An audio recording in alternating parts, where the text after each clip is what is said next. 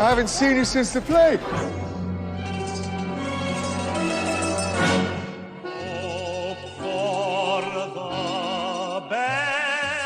Expect the worst. Some drink champagne, some die of thirst. No way of knowing which way it's going. Hope for the best, expect the worst. Hope for the best, expect the worst.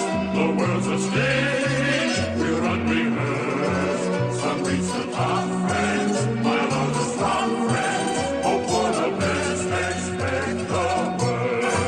I knew a man who saved a fortune that was splendid. Then he died the day he planned to go and spend it, shouting, live while you're alive. No one will survive. Life is sorrow. Here today and gone tomorrow. Live while you're alive. No one will survive. There's no guarantee. But it's your comics, by nature of just being, still images, you do not have to answer the question of how that mouth do when it's communicating words. Who is They could do it. Make him a puppet.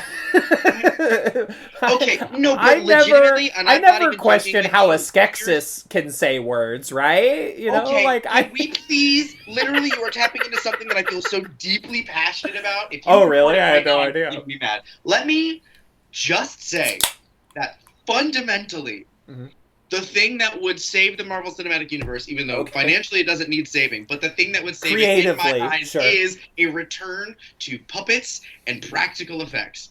We know you can do the digital effects. You've blown it out your own ass. You did Endgame, and you're like, how do we step it up? And it's like, that's not when you step it up. That's when you pull back and you go more human for a minute, let us catch our breath, and enjoy good movies about the characters that you claim to care so deeply about. And then do puppets. Oh my God, do puppets. You crazy? Why are we not doing more puppets?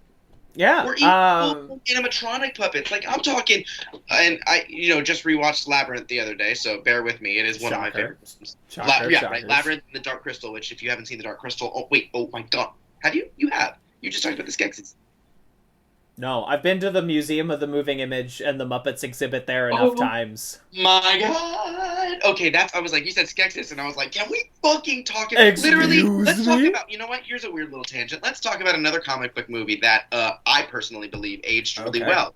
Okay. And I'm saying this without having watched it yet, so I might be totally off base. But, dude, Teenage Mutant Ninja Turtles, live action. Interesting. Is that Spielberg, right? No. No? As far as I know, Steven Spielberg has never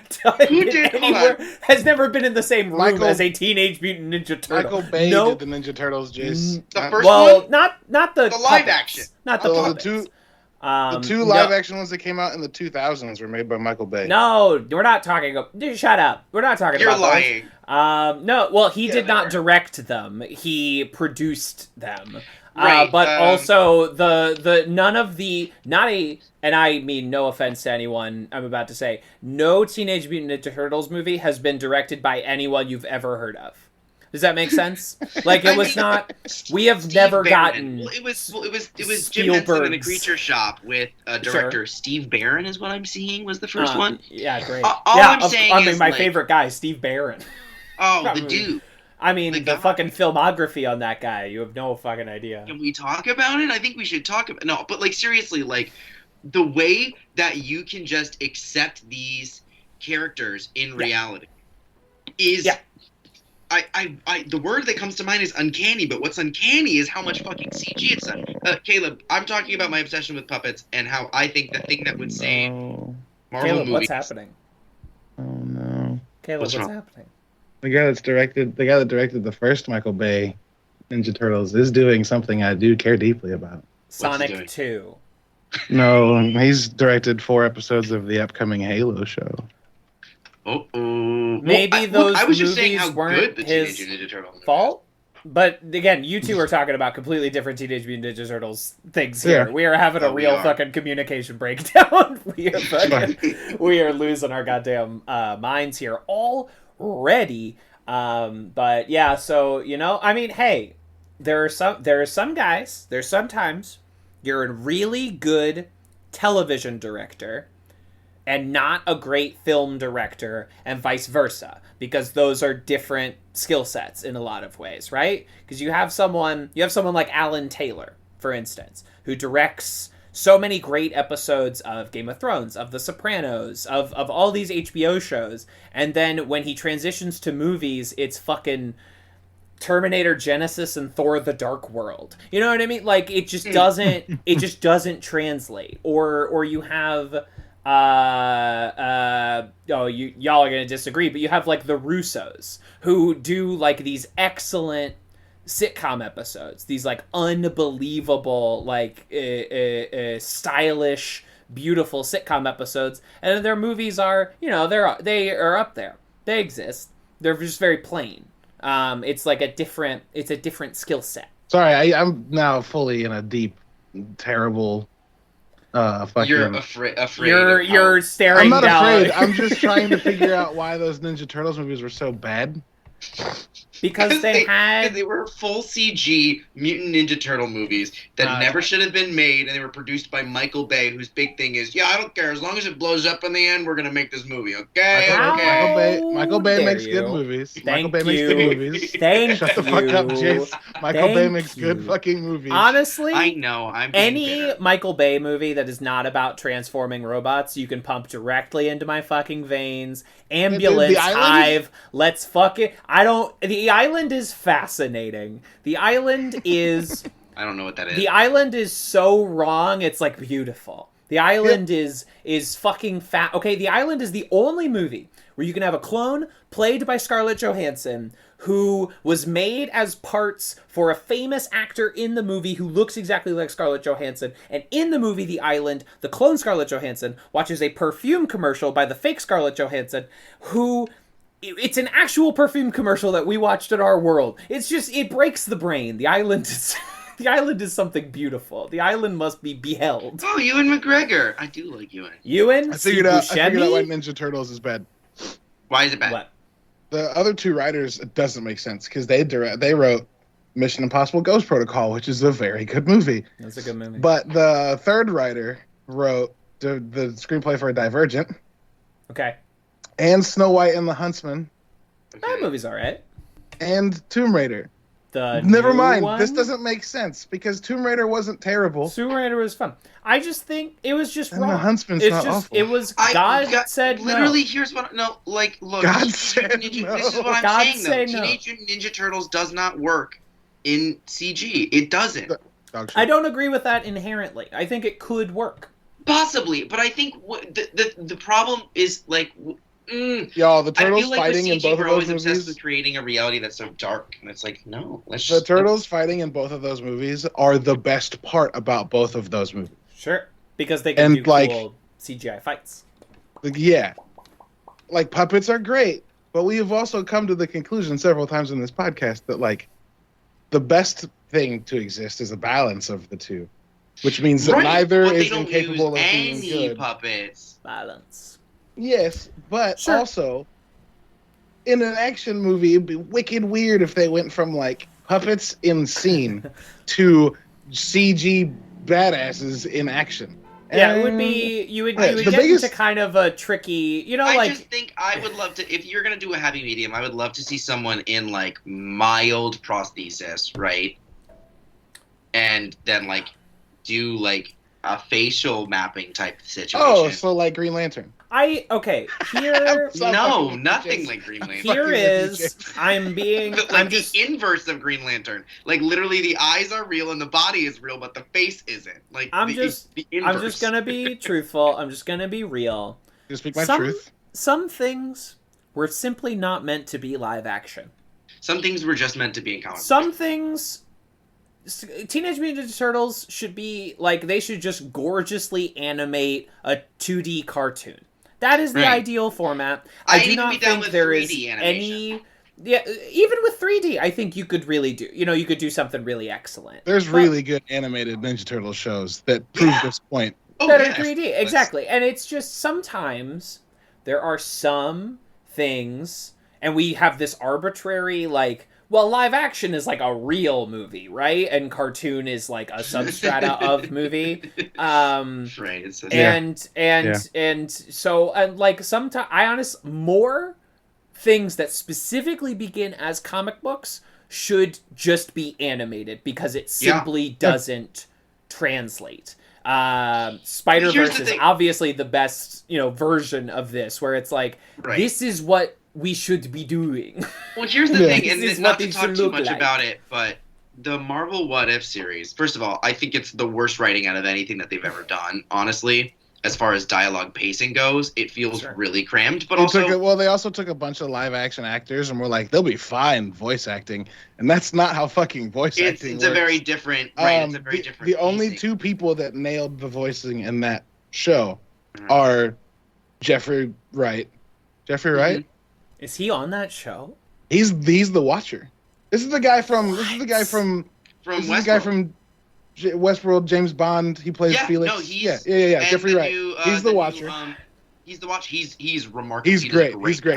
He does great casting. And Benedict Cumberbatch. Benedict Cumberbatch also dude's done crushes voice it, roles. That's probably, so, I don't know how. Like, it's because he's done voice roles. Like Smile was like the thing that everyone was like, "Fuck."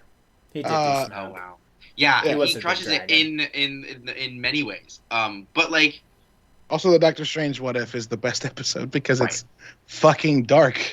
And Marvel needs more of that. No, okay, sorry, excuse me. No, I agree. Not dark. It's about time we made these for big boys. Yeah, I realized that as I said it. No, I knew what you meant. I know what you meant. Emotionality, honesty. These are the things that they are missing. You know what I mean? A texture. That's all. A texture. Something. Can I see a little bit of blood, maybe, please? Just a little bit. I mean, come on. We're having these world-crushing things happening, and like you're gonna just like not show any blood when there's guns and knives and Hawkeye. Unfortunately, once you get to blood, you get to an R rating, and that's just the unfortunate matter of fact. And whether or not we agree with whether that should be the case, that's why you'll never get any blood because it's an R rating automatically. Anyway, here's what I'm thinking. This is what I was trying to say about What If.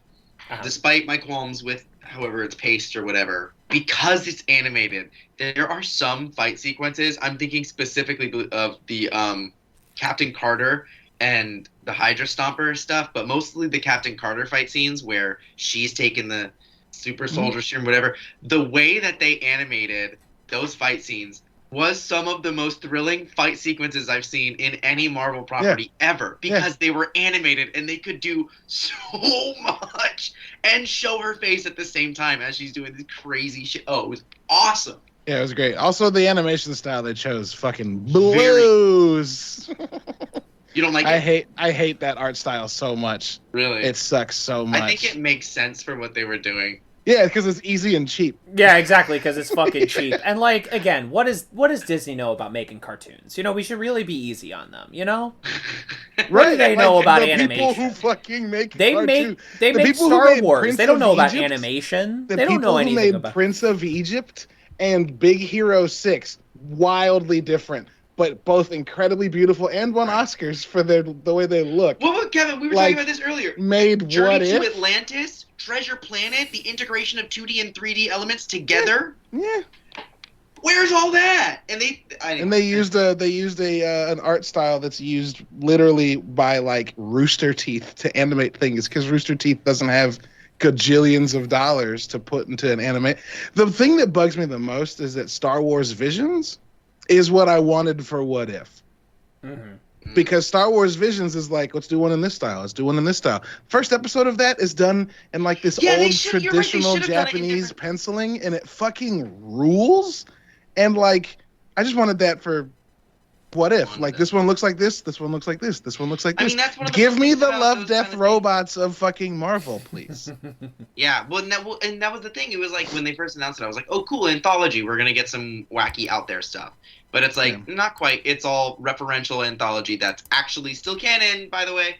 And you're like, wait, hold on, what? How is it What If it actually is happening? It's no longer a what if. Like I mean, I didn't watch the television show, but every What If is canon if you work in a multiverse, right? It's just like, well, this is the Earth where that happened, right? Like this is, Right, but I'm going to bet you money that all of the characters we've been introduced to in all these what ifs. I mean, they all I don't know, and it doesn't matter. Have you seen? And that is also why they made What If in the first place in comic books was to just. Have you seen Spider-Man? No Way Home. Which one? Yes. No. All right. Are you going have you seen the Doctor Strange trailer that came out after Spider-Man came out? All right, Kev, I feel like you won't care. Nope. The Doctor Strange trailer features a character from the What If show. Yeah.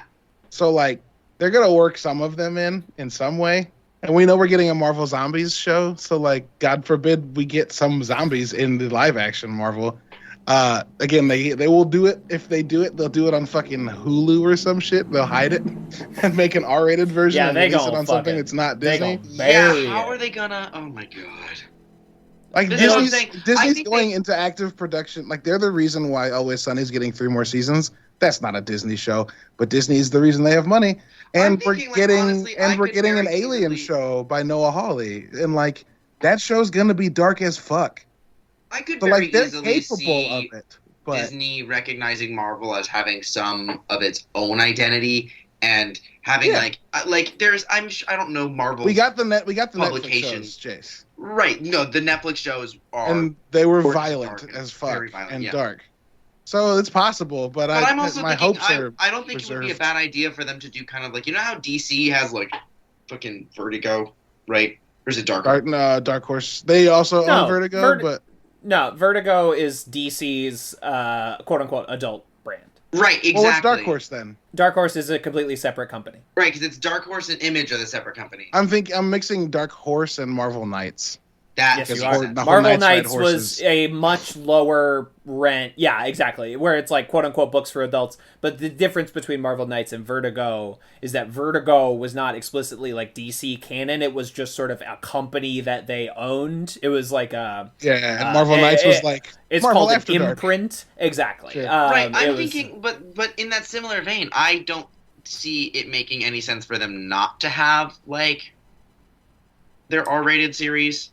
Because they don't Especially because we know they're bringing Deadpool in. They're gonna do Blade. If you do Blade without blood, I will... like. I have bad news for you. For what it's worth, you can make a good PG-13 movie. I have bad news. For what it's worth, you can make good PG-13 movies. You can. I don't want to like live in this world where like it's only good if it's ultra violent. Because Punisher did that with Warzone, and it sucked. No, I agree. I agree that the ultra-violence isn't what makes it good. Also, like, watch Mad Max. That movie's rated R for reasons that baffle me. But it's probably largely because there's a lot of cars that explode with people in them. I think they also, say curse words. Exactly. You take the curse words out of Mad Max Fury Road, that's a PG-13 movie in a wicked second. And that movie's so fucking intense that, like, my daughter was watching it as I was watching it the other day, and she, like, was like, I don't like this. So, like, you can do... Also, fucking World War Z, which is not ostensibly a good movie, but does instill terror, is also PG-13. Like, it's possible to do scary, violent... Yeah. Rated R for intense sequences of violence throughout and for disturbing images. So, Caleb, you forgot about those disturbing images. Yeah, sorry. Immortan Joe is gross. His kids are gross. He nasty. The women that are hooked up to how nasty he is. The women that are hooked up to like milking machines. Yeah, I think that is an automatic R. That's an R rating. That's an automatic R. That cha-ching, right? Yeah, they just subjugated a bunch of women and exploited their forms. I don't really know why it's rated R though. But you would, you can get away with some shit like that in PG-13, because you can make Taken PG-13, and it's about sex trafficking. I just, I'm Black Widow is PG-13, and isn't it about, sex trafficking and shit? Isn't that... No, it's not specifically about sex trafficking, but it's a clear allegory for it, but that's as far as they go. So that means it's about, right? Right, I mean, whatever. It's completely... Yeah, please, let's not give Black Widow the credit of being about tackling any kind Black Widow the credit of being ostensibly about anything. Anything, right? Let's not give them the credit. Here's what it was about. It was about Florence Pugh being one of the best actors. I will live for Yelena Belova forever. Oh, hi, Charlie. You just scared the shit out of me. My daughter just scared the death out of me. Hi, kid. Well, she saw those disturbing images in Mad Max Fury Road. She just like ghosted up.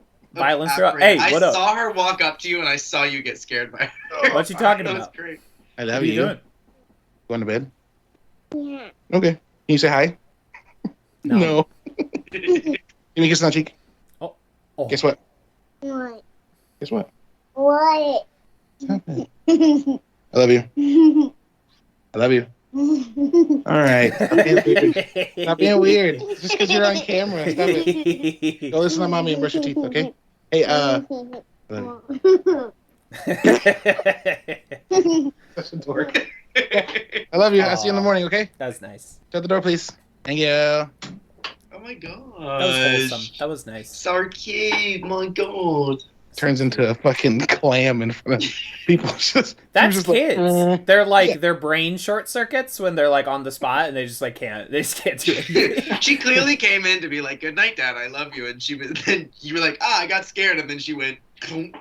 Yeah. I was like, say hi. And she was like, but why? I don't fucking know them. I don't know how to process what's happening. What is that thing? What is this hello you mentioned? I do not Father, I do not understand. Hello. Yeah, This it's is hello. It's perfect. It's perfect. It's beautiful. At the risk of going even Do you know longer what with would this be little... rated R if it Wow. was a movie? Absolutely. They The say fuck all Witcher. the time. The Witcher. Okay, I was like, hey, do we want to talk about the video game Hades that Jason started playing, or I love is Hades that so is that much! gonna run another 25 minutes? But I Kev, don't underestimate how long we could talk about fucking Hades. no, exactly. We can talk about Hades for 100,000 minutes. Maybe we'll bookmark that for next week. Then maybe We'll come back. I'll go a little further. I'm only at like one of the second or third bosses. I so, do want to know what's going on in your playthrough of Hades, though. I do. I I'm- will gladly okay. share. Okay, great. Good. Because Sure. that is one of my favorite games. We'll of have all to time. do like a It's separate so- section. We'll have to be like spoilers. I don't want to ruin it for people that haven't played it yet. Yeah, well, that's We'll be true. But ruining like, it, but yeah, we'll talk about it. Maybe we'll cordon it off behind a little spoiler stanchion or something. We'll figure it out. warning: this podcast discusses the plot of Hades. A video game that is a year and a half old. When are you gonna? I've are had you my gonna? PlayStation for a year.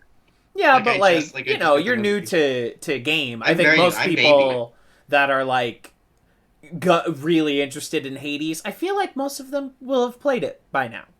You know what I mean? You know, that's It's Yes. inexpensive. It was everyone's game of the year 2020. It was just it's good. It's good. Anyway, moving on. I'm not no shame if you haven't played it. I'm jealous of anyone that gets to experience Hades for the first time. when including my I will co-host. say when I opened that game up and I went through it and I'm going through, my friend was in, my roommate friend was watching It with could me. be both. It could be both. You don't know. You don't know. You don't know. You're not always friends with your roommates, but you can't. Never mind. But That doesn't work sometimes. if I invert it. But you can be roommates with your friends. That doesn't. Wow. Amazing. Structurally, that doesn't work. No, that works. That works. You Does won't it? always be friends with your roommates, but you can always. You can roommate with your No. friends. I You don't know. can. Yeah, Anyway. it works ish. Go Something- on, there's, please. There's something in there, regardless. I disagree. There's a joke in here somewhere. I know it. But no, I'm going through, My uncle and my is so roommate and I bad are at watching. that. Oh, sorry. Go ahead. I'm No, what were you sorry. saying? My uncle is so bad at the. There's a joke in here. I know it. That like when he was working at a motorcycle garage, they stopped making jokes to him because they thought all their jokes offended him. Because they would make a joke and he wouldn't laugh because he was like, "How do I one up? How do I make another joke?" Yes. And they just thought he didn't like their jokes. They just thought he didn't like their jokes. So they're like, "You have to be careful around Ben." And he was like, "No, wait. No, I like your jokes. I'm just trying to be funnier. I'm just trying to be cooler." Yeah. No, but I'm going through. I start this game, and of course, immediately you're like, "Wait, what do you mean I don't get any help? I'm gonna die so fast. What is But happening?" then, and but but then Hades happens. Oh my Mm. god! I was immediately like, "This is such a cool game dynamic." What a good game that is. We'll talk about it for so long next week, but Oh, wait. what a good game. I follow Penrose Avalon, I think her name is, the voice actress who plays Megara Mhm. on TikTok. She's fucking hilarious. She's Yeah. also found an audience that really likes being talked in like vocal fry too. Bonk. Go to horny jail, bonk. Oop, it's me. Yeah. Yeah. Yeah. I saw the first one and was like, "This is. Not, I hope this doesn't awaken something in me." And then I read that like, oh, she's a mega. Okay, yeah, no, definitely got it. I'm at the point. I know my video game type like 100 meters off, and like she appeared for a second, and I was like, "Uh oh, oh no, whoops, run away!" Uh-oh. Yeah. So that was. She kicked my ass so many times in this game. Yeah, it took me a long time to get over that fucking hump. Yeah. But then the second boss, no issues on the second boss. The small one or the big one?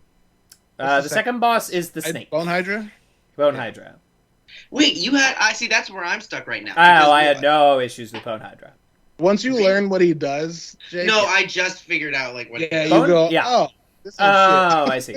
Bone Hydra is the second boss because once you beat him, you get out of Asphodel.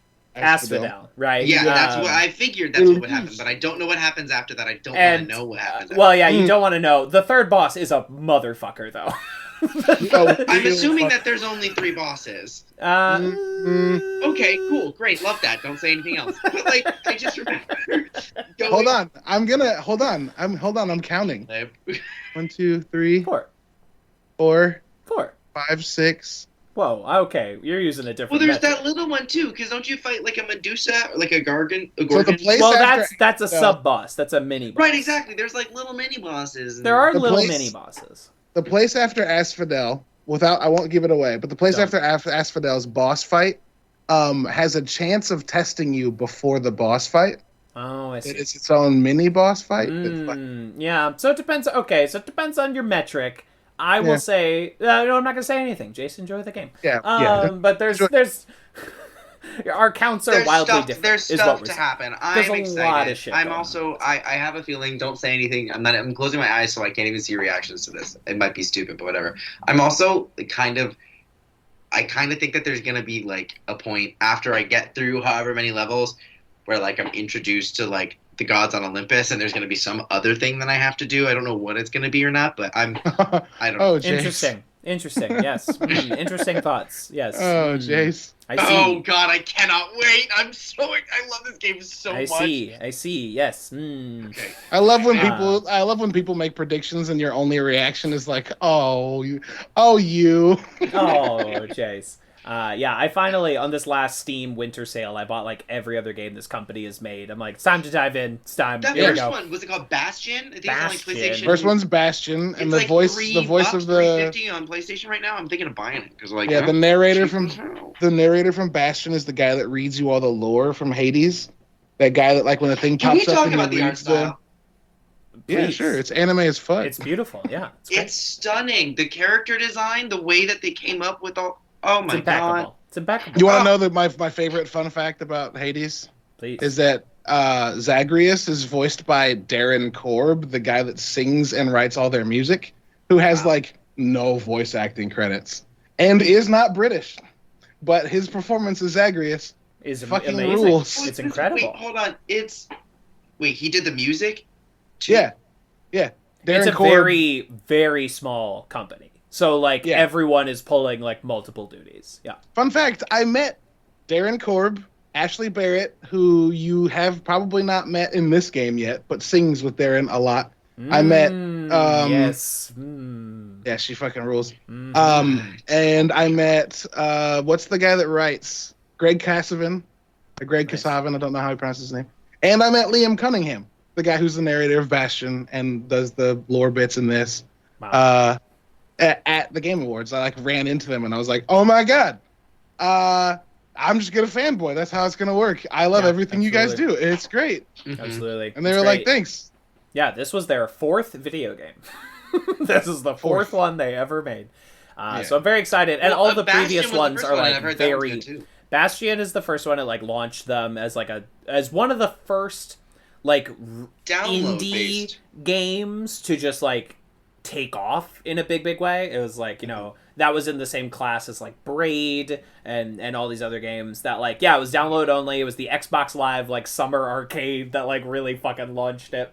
And then they did Transistor, which was also successful, but not like as immediately like barnstormingly iconic. And then they did Pyre, which I'm very curious to get to, which was like not a successful game at all.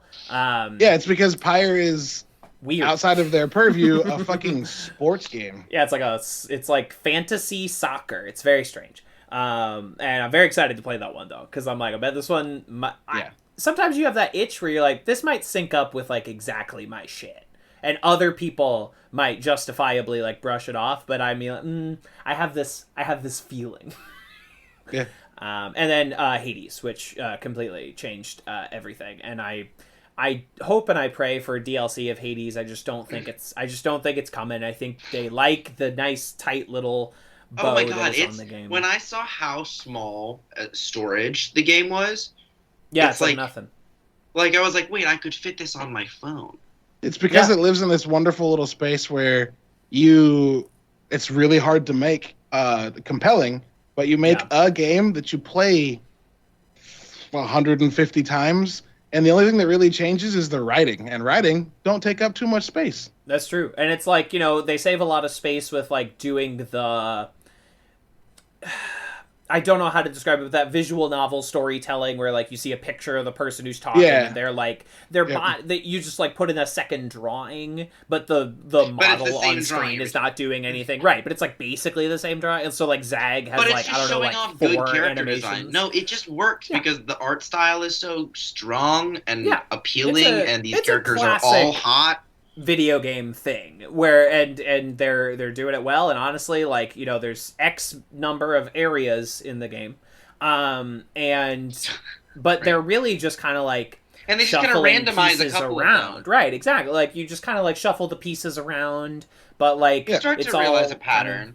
Mm-hmm. Yeah. Well, exactly. Also, when I was first playing, I was like, how do they? And then at some point, I find Megara. I was like, and then. Yeah, and also the biomes. And then I started to recognize a pattern, and then I got into the.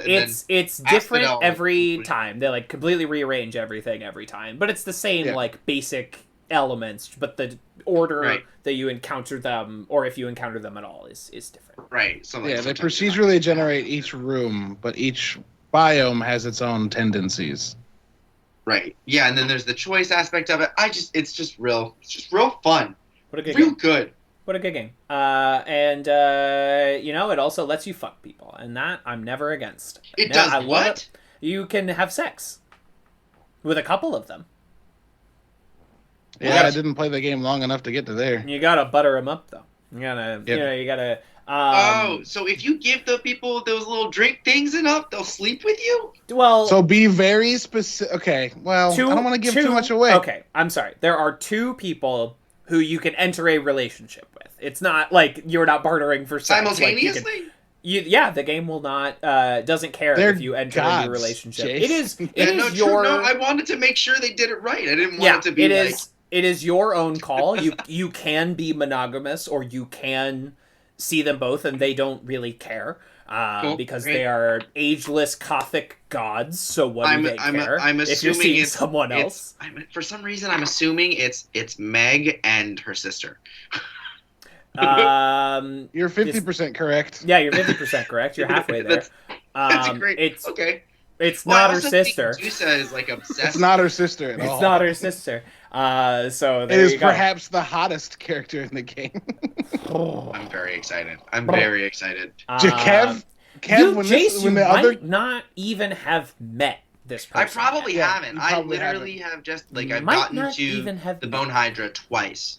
Kev, when the other character showed up. Yeah, you probably haven't. Kev, when the other character showed up, I was like, I've got. This is I can't play this game. Hello. I'm so glad I don't have a Switch, because I'd be playing it in my living room and making noises my wife would be immediately circumspect about. That is how I played it the first time. Yeah, baby. That's good. Well, we accidentally talked about this game for like 12 minutes, and we'll talk about it more next week, I'm sure. But this is, of course, Advanced Media Studies, a podcast where we aim to talk about every piece of pop culture ever created. One week at a time. Welcome back to our Witcher winter break, where we talk about Netflix's world of The Witcher. I am one of your hosts, TV's Kevin Lanigan, and if I were to die in the world of The Witcher this week, it would be because I was on top of Geralt, and he did a little push on top of me and sent me up into the air, and then he put up a little knife, and then I fell on it. I fell on the knife. My name's not Bob, but I'm a kebab now. I'm a kebab now, baby. Yeah, that shit was... Yup. Changing my name to Spike. Stupid. I love it. Hey, what's up, everybody? How's it going? I'm Jace. I use they, them pronouns. Woohoo! That felt so forced. I love a self-aware queen. If I were to die in the Witcher universe this week, it would probably be because the jealous ex of a lover who is now an ex-lover of mine decided to put some shit in my mead and paralyze me. And then kill me. What a fucking mental scene. I love it. I'm screaming. That's me screaming. Anyway. Daddy host. Yeah. I've Caleb, the third host, the daddy host, the hostess with the mostest.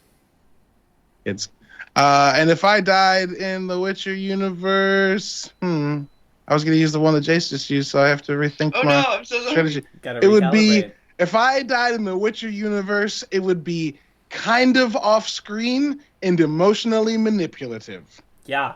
Mm-hmm. What? Yeah. My Roach fans, Roach. I'm crying for you. Oh my god. Fuck this show. Fuck this show. Fuck this show. That was crazy. Can I just say, the whole time I was watching this scene, I was like, how did they do this with, not hurting this horse? Like, the whole time. Because even holding a knife near a horse's face is like, I was like, this horse knows what's happening. Danger You zone. want to know what I did, Jace? The Chernobog comes down close to Roach. And you see Roach go, and my brain went, Roach is fucking plot immune. Like, he cannot be killed. Roach got that horse armor. Roach got that plot armor. But he got that plod armor. He got that clop armor. He got that clop armor. I was like, he'd be fine because you can't kill Roach. I was wrong. Can I? Fuck me. I'm mad. Do you want me to tell y'all something that might make you feel better or worse? Does he name the next horse Roach? Correct. Yeah, sure. Yeah. He names all of his horses Roach. So that's such a great device. I love that. So Roach is whatever Roach, horse quote, he's never currently dies. fucking with. Yeah. So Roach never dies, but Roach can die. Yes, correct. Okay. Poet. Wait, Kevin, did you go ahead? Did you watch the finale? No, not yet. I wanted to save it. I missed that anticipation. No, because they hit with a motherfucker of a cliffhanger at the end of this one. But I was also like, how did you know that they rename a new horse Roach? Because I read, motherfucker. Because I read a book. It's great. So wait, does Roach die in the book too? Well, it not real. I mean, like, okay, I'll tell y'all it's not almost nothing that's happened this season is from the book, right? They making shit up. They off book at this point. Which, again, I will reiterate, nothing happens in that first book that they're adapting, so, like, they needed to come up with some shit. But if you think this is the end of Geralt having a horse, fret not, dear listener. He will have a horse again, and the horse will be named Roach, as is his way. I don't consider that a spoiler, Gotcha. so that would not fall under my legal definition. But I have not watched the finale because I miss that anticipation. This feels good.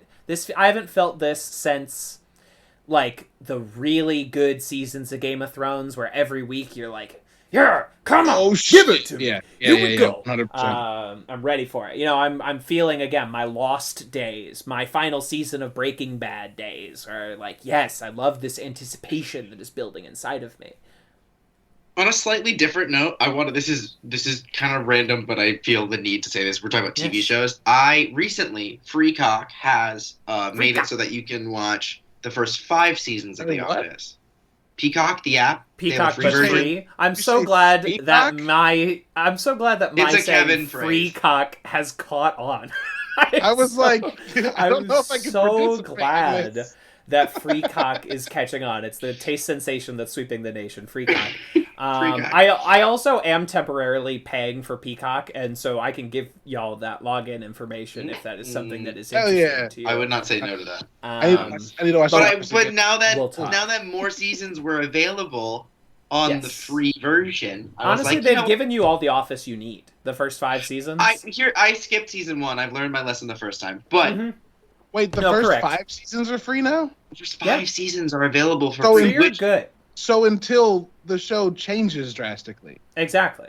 Is Yeah. that season 5? Well, I don't know. 6. no, I mean 5.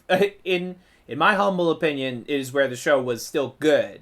But Michael doesn't leave until 7. You know, like so. If that's Damn, what you're talking okay. about. That was If what that's I you're was talking thinking about. of, yeah. No, so it's not the full Carell administration. But it is. It is the best. It is the best season. It's the Right. prime. Well, like the other thing even is, if you though, like for the later people that are Office, going to that's want not to do prime. it, they're going to want to go all the way to the end for That's the. true. It's genius. It's genius. Here's 5 seasons. There's only 4 more, and you're like, Come on. No, "Ooh, literally, that's brother." the thing, because when it was just season 1, they weren't getting people hooked onto it. It wasn't getting people. No. That was I saw this. I was like, this makes more sense because now I'm more Season likely 1 to. is so Because fucking once I finish bad. season 5, part of me is going to be like, fuck, do There's- I? There's one good episode in season 1. It's like it's not enough to keep people No, going. I didn't. I literally skipped it. But Although the I back- wanted to say also, because for me, I've always been very vocal about how weird I feel about a lot of the cringe humor on The Office. Sure. I want to publicly say that this show's so fucking funny. I can't like. Yeah, Dude. it's a funny show. Yes. I was like, after ragging on Caleb for so long, I need to like let him know that no, like you're right. Like this show fucking slaps. Like the show is so fucking funny. Like there are a couple times where I'm like, this is like genuinely. There are moments where I'm like, this is actively not funny. Yeah. The thing is that I love about that show is every time it's, in my opinion, and in obviously your opinion, actively not funny, Mm-hmm. I think that like half of the time they nail the landing on everyone else acting like this isn't fucking funny, it's offensive. Yeah. Right, exactly. It's just the So, idea cool. of like actually Like when presenting Michael that on a does some comedy shit show. that's is like, oh god. Most of the time half the office is like, you fucking piece of shit. And right. Yeah. I dig that. No, and it's, The show it's was weird like, because I have a weird it's relationship funny. with that and like doing that at all and like lampshading and any of that kind of like high, just like it will, you know, it's Very not funny. glad We're showing though, it that from- it got under your skin and you had to admit that you liked it. No, because I was. That's the most Michael Scott fucking thing that this show that could happen in this world is that eventually you fell for the actual piece of Because shit. the other thing is like Uh-huh. I also have very fond memories when I was in college. It was like junior and senior year. I literally would just go home. I would make some microwave taquitos and I would binge the fuck out of the Office. Because I never watched it. I literally watched it for the first time, like junior year of college, and I binged it the whole microwave taquitos, dude. They are Yeah. not great. Microwave. Microwave Not even a taquitos. toaster oven, a microwave. Yeah. Microwave we were not living taquitos and Soggy. Maruchan box ramen. Fucking Oh, you know the deal. Oh well, you I know listen. We love Maruchan. Okay, no one here is anti Maruchan ramen. it. I had a friend who was recently very anti Maruchan, and I had to like keep Please. myself from being like that company sells millions of bags That's of that in just Japan. that's just a day. classism. That's just It's classism. well, there's like there's. Oh, my God, I love Maruchan instant is by ramen so far much. the superior. Like top ramen can bite my butt. Okay, Oh, Top Maruchan Ramen is where it's at. good. Maruchan Right. is where And then it's anything at. above Maruchan is like these very special, like specifically, like regional. Like it's yeah, all. I like these Yeah. days when I'm Hey, listen, I'm almost 30. Okay, when I buy my ramen, I'm buying Shin. Okay, I'm buying the spicy. shit. Literally, the ramyun, like the Korean ramyun, yes, that shit bangs. It's Okay. spicy, it's good. The noodles I'm rock. 29 years old. I'm buying Shin. Okay, I'm treating myself. You know what but- I do whenever I get that one, Kevin? Hot tip. Whenever I What do you that, do? No, I I want put to some hear. kimchi in there. Oh, I like that. I do. Oh, y'all, I've been making my own kimchi rice Ha-cha-cha. for like a month. Ha-cha-cha. And- Where I you take mean a you gotta big crack cup an of, I would take a big old cup of kimchi and a literal can of spam and some Yes. onions No. and some Yes. chili oil. Yes. And I've discovered Good. this thing that you can make real easy kimchi rice breakfast tacos. You crack an egg, Love it. You throw some like Korean pork in the egg in the pan, and you drop one tortilla shell on top of it, right? And then you flip it with like grease in the bottom so that the tortilla shell crisps. And when you flip it, you spoon some kimchi rice into the top where the egg is hardened, and then some chili oil. And when you slide that off, you fold it up and crunch into a fucking kimchi rice taco. Oh, yeah, absolutely. Okay. Oh, my God. So you basically do like a small omelet with like pork and like... Basically. Yep. It's so genius. You've almost got like a breakfast burrito kind of situation. You can do whatever. So there's two ways you can do it. And I'm sorry, I'll stop talking about food, but it's me. No, it's good. I've got to. No. There was a show on Netflix called like Quick Meals with Nadia or something like that. Sure. It's this really I know what cute you're talking black about. British Queen. chick that like is talking about making food that works and is easy and it's quick. And I watched the trailer one day last year, and it's not even a trailer. It was like a segment from an episode as you're scrolling Netflix. And she scrambles 2 eggs in a bowl and then pours it into a pan and then drops the tortilla on top. And she's like, it will stick to the tortilla. So when you flip it, and then you can roll it up. So you can do what I just said 2 ways. You can do it with like a small little 4-inch tortilla and make tacos, or you can do it with a big fucking 8-inch tortilla if you have a big enough pan. Crack 3 eggs and then like rotate the pan so it fills. That reminds me of one of those the Italian pinwheels where you take some like cheese and the meat, roll them up, cut it. So you like crack 3 eggs, dump them in the pan after they're scrambled, roll it up so it covers the whole pan, throw toppings in it, and then drop a tortilla on top.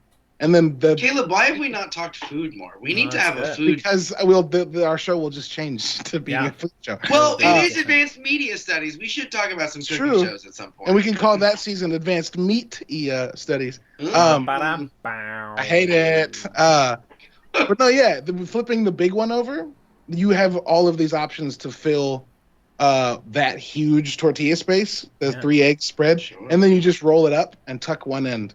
And you've got like bingo. Yeah, it's fucking great. It's got kind of like a crepe, like a walking crepe situation. Yeah. And often I don't tuck the ends. I'll just roll it up and cut it down the middle, and then have like a piece of toast on the side, which it's a lot of bread. Fuck it. It's 2021, 2022. I'm fine dying how I want. We're pro carbs here, just make it work, This is, if you put a bunch of sauce and stuff in it and don't close the end, then when you roll it up and bite it, the sauce and the toppings, some of them will fall out the bottom, and you just use your piece of toast. Bing bong. Get some tortilla chips. Come on, scoop them on a chippy. Yeah, there you go. Yeah. Love a chip. Or if you're doing the kimchi burrito, fucking wonton chips, and your life will change. Your life will change. Ooh, or hey, like thinly sliced daikon or something. Yeah. You can also do it. You can also do it and put a sheet of nori in it. And then throw in some sometimes I like nori, but sometimes I can't do it. It's weird because I used to like when I was in college. I was doing a show, and one of the directors always had seaweed snacks, and I was always just crunching on seaweed. And I loved it. And then I think I lost it. I don't know. Wow. Yeah, I mean nori is an acquired flavor for sure. So like, if you don't like nori, don't do what I just said. But if you do, give it a shot. Also, like, go to an Asian mart and buy some like furikake, the like rice seasoning. Dump that shit in there and replace your salt with that. It's the best. It's the best. Because it's like sesame and. Well, you can get all sorts of kinds. Right now, I have a furikake that's got katsuobushi in it, which is like fish salt that's made out of like dried mackerel and anchovy and that shit rules. And I'll put that on top of like anything, and then some like bang bang sauce, which is really good, and then some sriracha, and then some chili oil, some like good Korean chili oil. Man, I want to make some chili oil because I have Fly by Jing, the company that makes that like chili crisp sauce. They also sell like their chilies and their Sichuan peppercorns, which is like what they're known for because like. Sure. I won't get into it. There's a whole legal thing as to why. They are something new in the industry of like these specific types of dried spices. But I have some really good like Sichuan peppercorns and chilies, and I've got some shallots, and I'm like I gotta make some of my own like hot oil. I gotta just like get some of all that, put it in a little thing, put some hot oil in it, let it do its thing. I love hot oil. Yeah, chili oil is the best. Don't pour it out of the little container because it'll just get all over the fucking container. No. Use a fucking spoon. Yeah, it's oil. It's oil. Yeah, I made that mistake more than once. Whoops. we've done our food talking. I think we should proceed with the event of the night. Yeah, absolutely. I would like to actually our segueing now over to corrections and omissions. I was previously. What did we do? It's me. So Eskel, the big Eskel controversy that went on this season, which we don't need to properly relitigate. But every time I was explaining who Eskel was, I was actually thinking of a different character. Oh no! However, I have no idea. The character that Eskel actually is in the game is even more boring and useless than the other guy. So I was under the impression that the interesting guy died. And it's not the interesting guy. It's the even more boring guy. So nice. What is everybody talking about? Who gives a fuck then? Right, So yeah. Wait, is there like drama or something that I missed? Oh, there's People drama. liked Eskel, so when he died, they were like, but he doesn't die. And Okay. Eskel's a piece of shit. So who cares? Eskel was the one that had the turned into a tree. Turned into The a one tree. that had the Like, tree vagina in He his was back. fine. Yes. He was fine. I Turned feel into a exactly tree. the same about him as I did about when Barb died in Get him. in Stranger Except Things. Barb was like a good person. She was fine. And Eskel was get why not. everyone He was a so piece of upset. I shit. was like, okay. Now Barb is on Riverdale for 100 seasons. She's doing great. No one needs to cry for Barb. She's great. Oh, She did a great boy, job, but I didn't yeah. understand. No one needs to cry for Barb. But what I'm Riverdale, saying the most is, mentally unhinged TV show I've ever watched in my life. Absolutely. But what I'm saying is, Eskel is even less of a big deal than I thought No, he that's what was, I'm and I saying. didn't even think he was a big deal. So I just need everybody to just like move on with their Just lives. tone it down. I need everyone to just like fucking chill. Okay? Kev's like, hey, actually, this guy fucking sucks. He was like nothing. not because he's a piece of shit, but because he's boring. I at least thought I got the names confused because the red-haired guy is the interesting guy. The red-haired guy on this show, Lambert. He's the interesting character from Witcher 3, the video game. Eskel, get the fuck out of here with Eskel. Want no part of this. Get the fuck I out want of no here. part of this. I want no part of this. If Get you like the fuck Eskel, outta get the here. fuck. I want you get away. Get out of my fucking sight.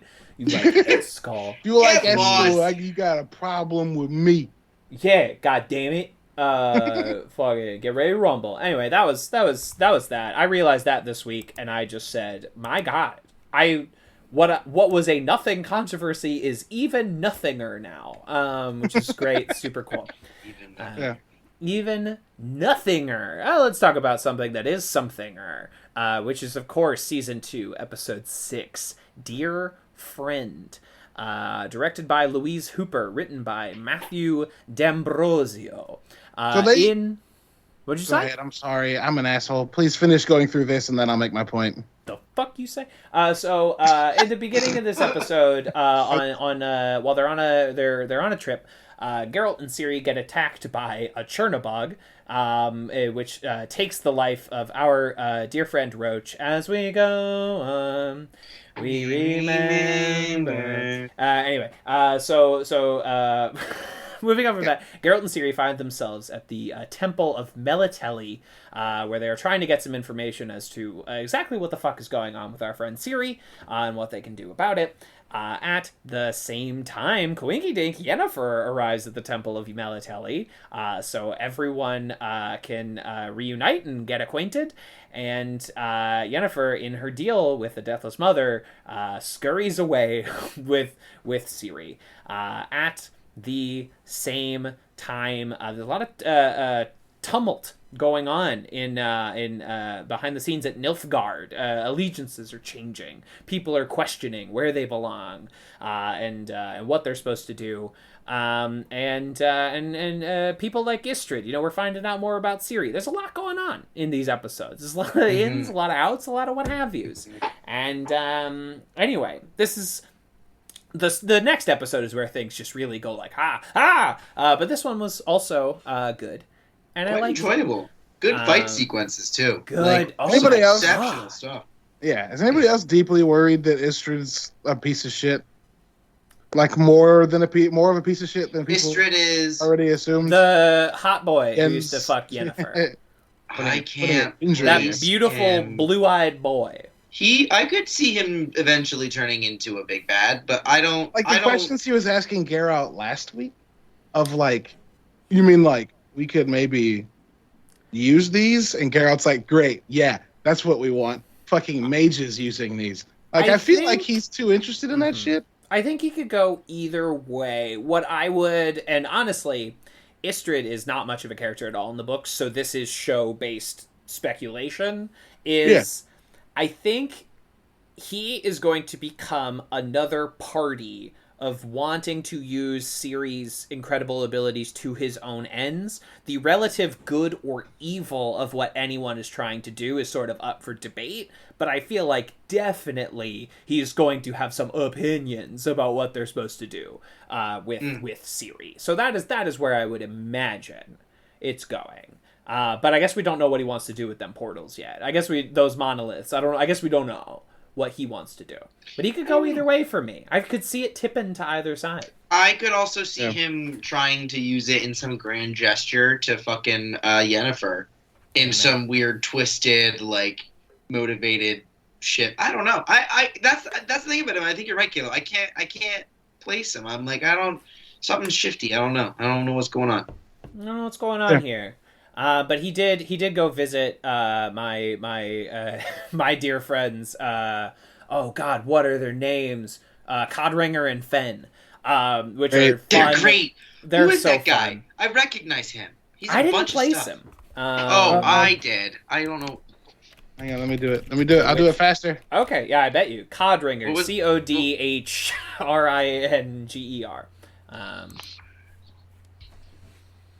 I didn't pull up IMDb. It pulled up something else. Simon Callow. Simon who? Simon Callow. That does sound familiar. Callow. Callow. Yeah. He's done so much movies and TV shows. This Room guy with is a very View, famous. 4 Weddings and a Funeral, Shakespeare in Love, Phantom of the Opera. He's in Hawkeye. He's in. He's Armand Ventura, III. He's the guy that gets fucking killed. James in the the first Giant, episode. Amadeus. He been around. He books. That's what you gotta say.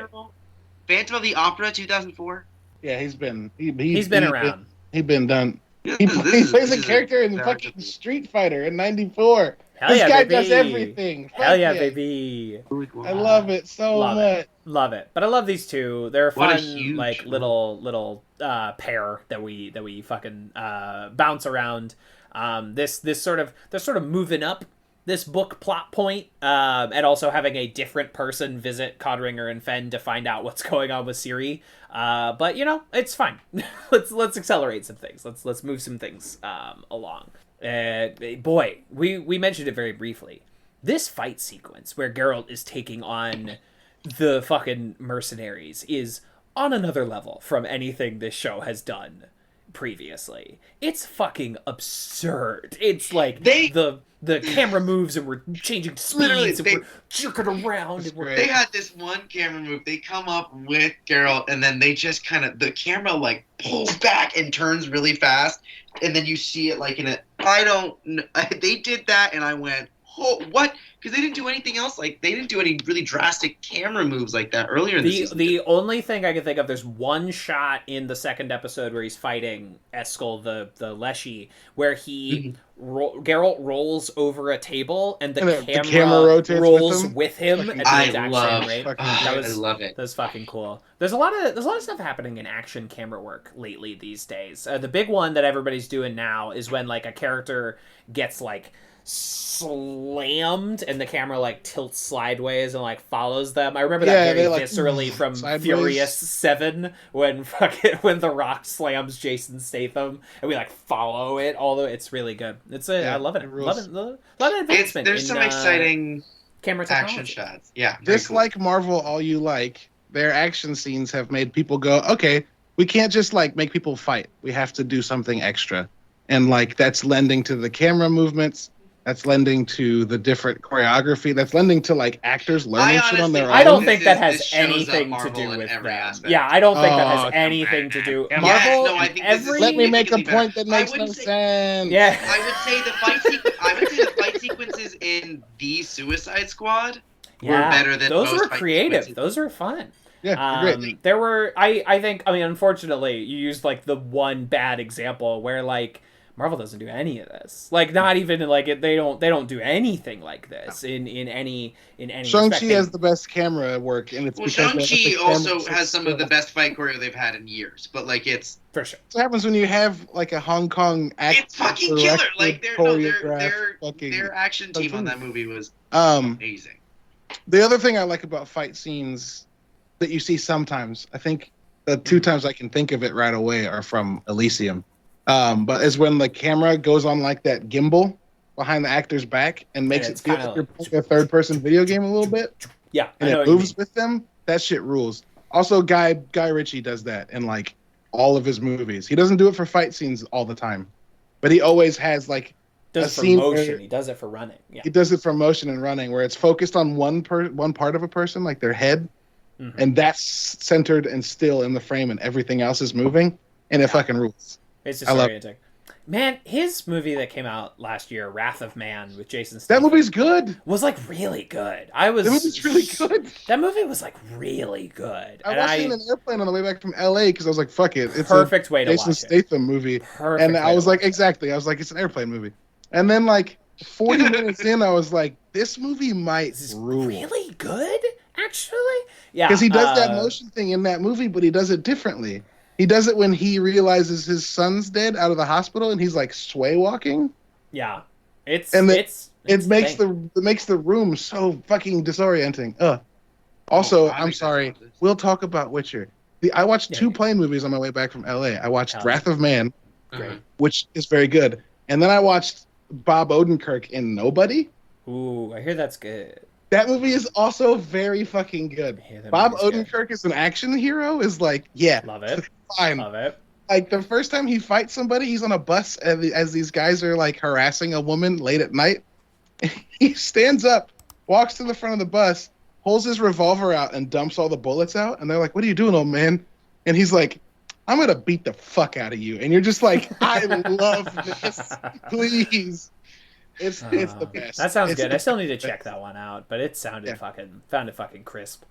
It's real. Which one is this? I will run it when I run all the John Wicks. Finally, I'll like include it in there. You know what I mean? As like a. You also got to watch The Accountant, and you got to watch Kate. The Accountant with Ben Affleck. Yeah. Okay. Have you not seen that? No. There are reasons to believe that movie might be in the same universe as John Wick. Oh boy, I was thinking more thematic. Like I was like, oh, I also got to watch like Atomic Blonde. Do you know what I mean? But I'm gonna watch Atomic Blonde and Kate, the Mary Elizabeth Winstead one that just came out, where she gets I want to see like that. Yeah. 28 hours to figure out who did it. That movie's also good. Sounds great. I want to watch Gunpowder Milkshake. Here we go. That's unrelated. It's a really fascinating time to watch. It looks interesting. Gunpowder Milkshake's maybe my least favorite of all of them. Okay. But I kind of like. It was really late. Really liked it. I don't know. It was a fascinating. It was like a fascinating and really captivating visual experience, which is what it looked like, and I was like, hell yeah, with that cast, hell yeah. Yeah, no, the cast does a great job. It's like a contemporary feminist action. Yeah, the cast is great. It's the thing. It's the movement. It's cool. Yeah. There's so many of those. Atomic Blonde is incredible. If y'all haven't seen that. What's that new one that's coming out? The 355? 355's I'm coming seeing out. that on Wednesday. Are Finally, you really? The feds have girl power. Yeah. Finally. More female torturers at Guantanamo Bay. Sounds great. But I'm gonna see it. Fuck it. I'm trash. I am trash. I want to see a lady commit a war crime. God damn it! Extrajudicial murder. Come on. But it's Jessica Chastain. I don't know. I'm looking at what movies are out, and I'm like, I could stand to look at these people on screen for 90 solid minutes. You know what I mean? Like I could stand to do that. That sounds all right to me. Doesn't sound like the worst use of your time. That's exactly right. Exactly. It's like, oh, you got Lupita Nyong'o. Oh, you got Diane Kruger. Oh, you got Penelope Cruz. You got Jessica Chastain. I'm listening. Did you know Penelope Cruz was married to Javier Bardem? I did. I did not know that. What did you? I listened to a podcast with Javier Bardem on it today. He was on WTF with Mark Maron. That dude's fucking cool. Who is that? I've never heard of that. Javier Bardem's the bad guy in Spectre. Nope. Skyfall. He's in No Country for Old Men. He's the bad guy in No Country for Old Men. He was in Dune. He played the head of the Fremen. leader of the Fremen. Yep. Leader of the Fremen.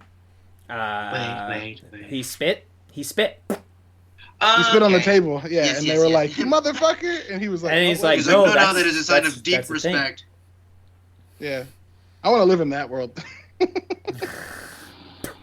I'm reading some Dune right now, and they're like, "Hey, listen, this guy died, and like his flesh is his own, but his moisture is ours, and that is the duty of his corpse. We take it." It's wild. It's really wild. Yeah, I hope that they lean into it in the second movie. It's cool. I'm being fucking Dune pilled actively every day, and gross. I'm excited. Gross that you just used that. I'm gonna read all 6 of these, motherfucker. I'm gonna do it. Are you serious? No, it's fine that you're watching it, but you said Kevin, if you're doing Dune all pilled, 6, I will attempt to venture into it with you because I've read the first one. Chase, this is perfect.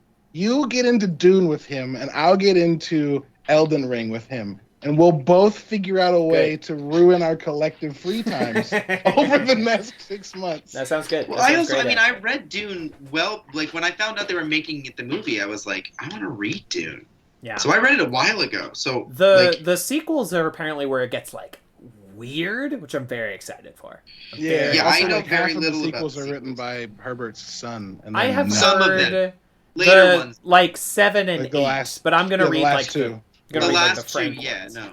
I know like 3 spoilers for the later Dune books, and I'm like, this is so bananas. I have to read How this. the fuck does this happen? I have to read what's happening. But I'm also here. like, don't they not even follow most of the same people? No, I think some of them start like dying. You know, like I think we follow their grandkids and shit. Yeah, that's what I'm saying. I think like they jump like through Sounds literal great. generations. This like, is the best shit about like 1950s sci-fi, is that a lot of the authors were like, I could tell another story with this, but these people are no longer remarkable to me. So All is no longer I'm going to useful move to past me. them. So like Asimov and Foundation is like a collection of short stories that jump through like 1,000 years. And then there's a book called Foundations and Earth that takes place like 5,000 years later. Wait, is this Dune that you're talking about? No, I'm just talking about sci-fi writers in the 50s. Oh, okay. Asimov did shit that was like, the next book's going to be about people 5,000 years later. And Herbert did the same shit. And Stevenson, which is not a guy writing in the 50s, but still, Stevenson did. Yeah. It's great.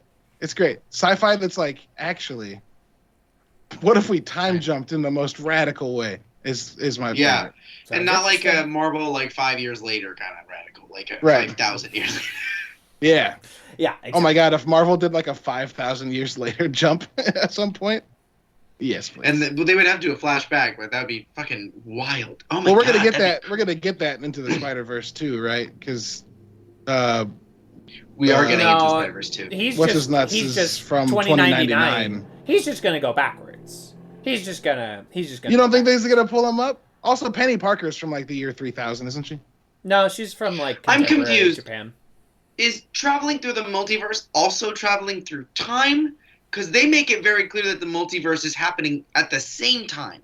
Oh well, no. So far, not always. I could have sworn Penny Parker's from like 3000. I don't think so. No, I think she's just from like an alternate high tech. Yeah, she's just from like alternate high tech Japan. But listen, the answer is it can if they want it to.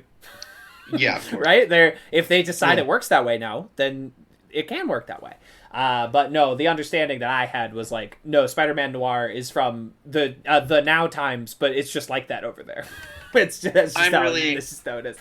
I feel weird because I'm like, part of me is so intensely excited for Into the Spider-Verse 2. And part of me is also so intensely scared of Into the Spider-Verse 2 because there's them so I much trust. they could. Those people I put my faith into. Those people I trust. Those guys. Like they had such a playful process of doing it. It's also fascinating how they were saying they could have that again.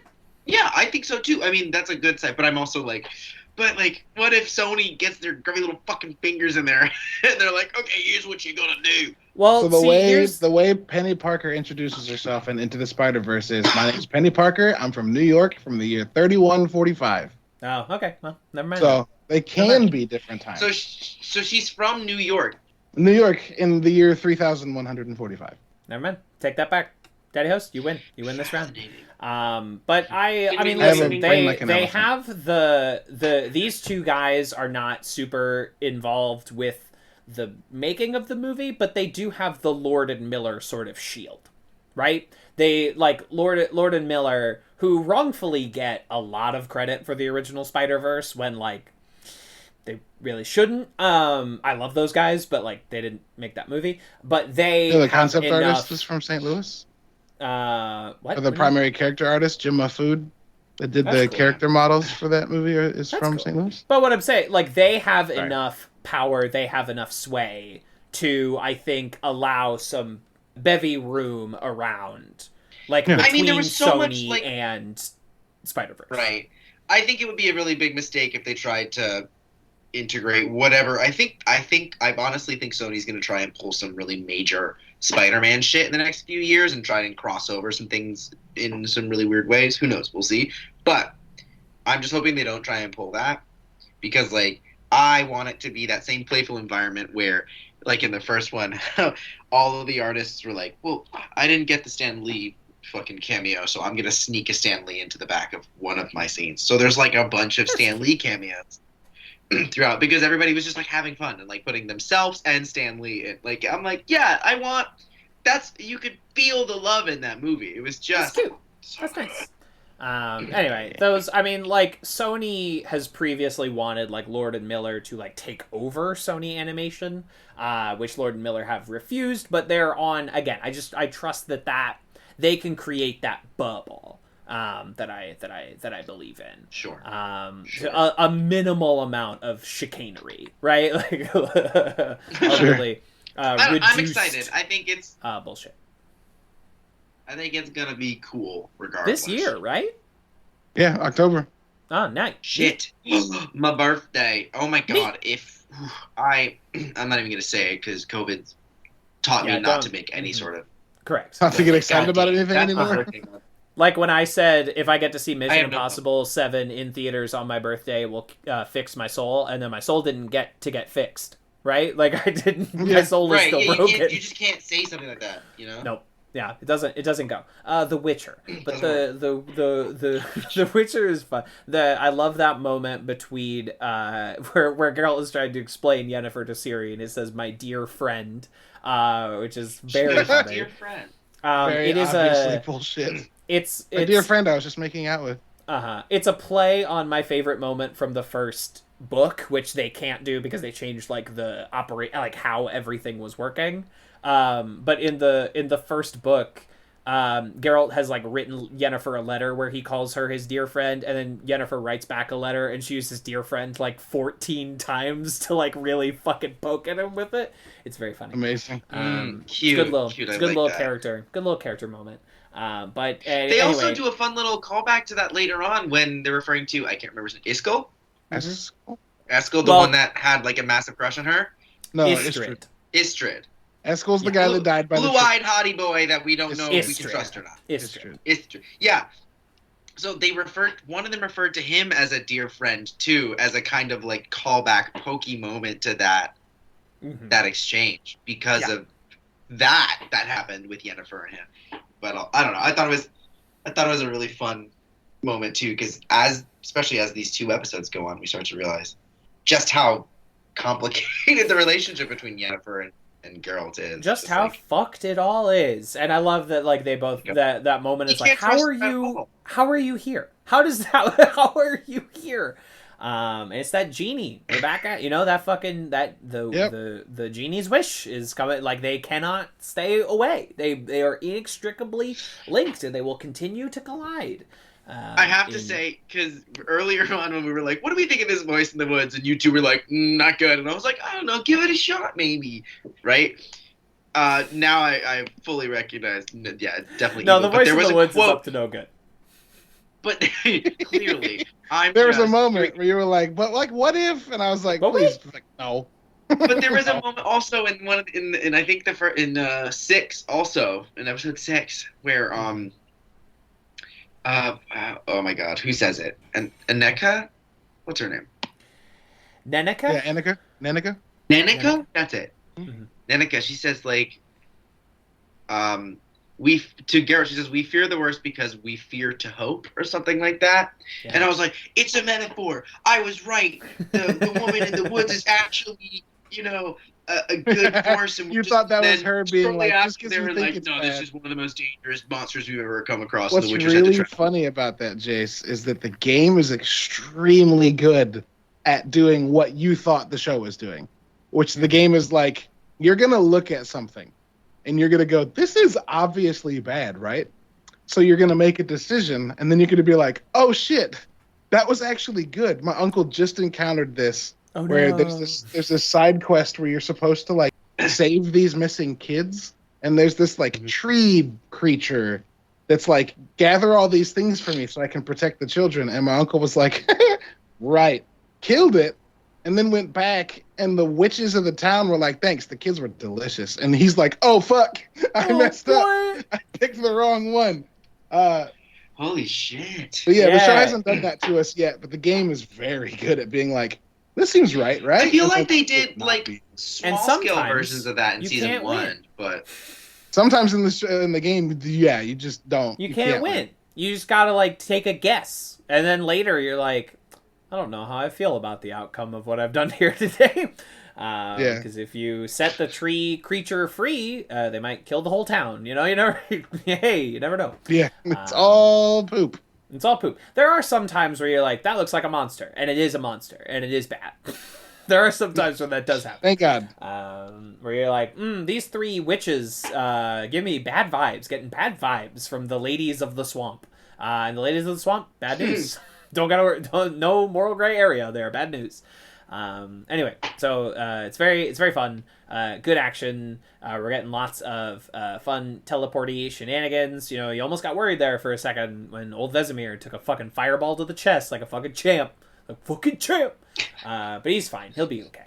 He'll be okay. He's Also, fuck Riance. Fuck that guy. Yeah, fuck Reens. It's cool though. Hate this What guy. a great character design. What a cool... And how he keeps getting, one... like, his face gets more fucked up over time. Yeah, like, he's just getting more fucked up constantly. Literally what I was about to say. Like, the one thing I kept thinking while watching this episode, or these episodes, is that, like, as time progresses, that shit looks worse and worse. Like, he's playing Mass Effect 2 and making all the renegade choices. Yeah, and his face just keeps cracking. And his face is getting more and more fucked up. Yeah. As we go along. That was a joke for a select few people. Very select few people, but yes. Very select few people, but it counts. It works. I was like, wait. Hey? One day, Jace. One day. One day you have to get the Mass Effect Legendary Collection and play through all 3 of those phenomenal games. I'll loan you mine. I have so many games. Yeah, I will gladly borrow games. I don't know. I'm also like feeling like replaying Batman. Sure. But honestly, I'm playing Hades right now, and then I'm playing Witcher. Play Hades. So exactly. I'm actually playing Witcher and Hades at the same time, although Hades is kind of winning right now. No, play Hades. You just play whatever you're feeling. It's games. You just follow your bliss. If you're having fun playing Hades, games, have fun. Hey, let's plug in and play pretend. Yeah, let's do that. Yeah. All right. Yeah. Sounds fucking neat. Sounds fucking good. Looks like it might be the what the doctor ordered. Or the doctor ordered. I don't know what else. What else happened this time? Is this the one? Wait, who's the person that hired him, and then gets the stuff that they made out of Ciri's blood, and then she goes to do this little spell, and she puts it in front of her face, and then something bad happens to her. Yeah, we don't presumably, know. What? Yeah. Your guess is as good as mine. Was that the last we saw of him? I think so. I don't think we saw him in the next episode. Yeah, I don't think we saw him again. It would be really weird to see him again and not know what the fuck happened to that lady. Yeah, I think we're gonna get some more. We're not done with this. Whatever this is, whatever's going on here. I think he is our grand season finale. I think him combined with. Actually, no, I don't. I think it's the. I think we're. I don't know. I think he's going to be a big part of the setup for next season. I think the big bad for the finale is going to be clearly the lady. The Deathless Mother. The Baba Yaga. Yeah. We got to see that, Kev? We got some... Got to see your fucking chicken legs, dog. We got the chicken feet on the house. That's all I wanted. We don't get to see Geralt fight the chicken house, but I bet that would actually probably look like crap. That's really Dumb hard as to fuck. do.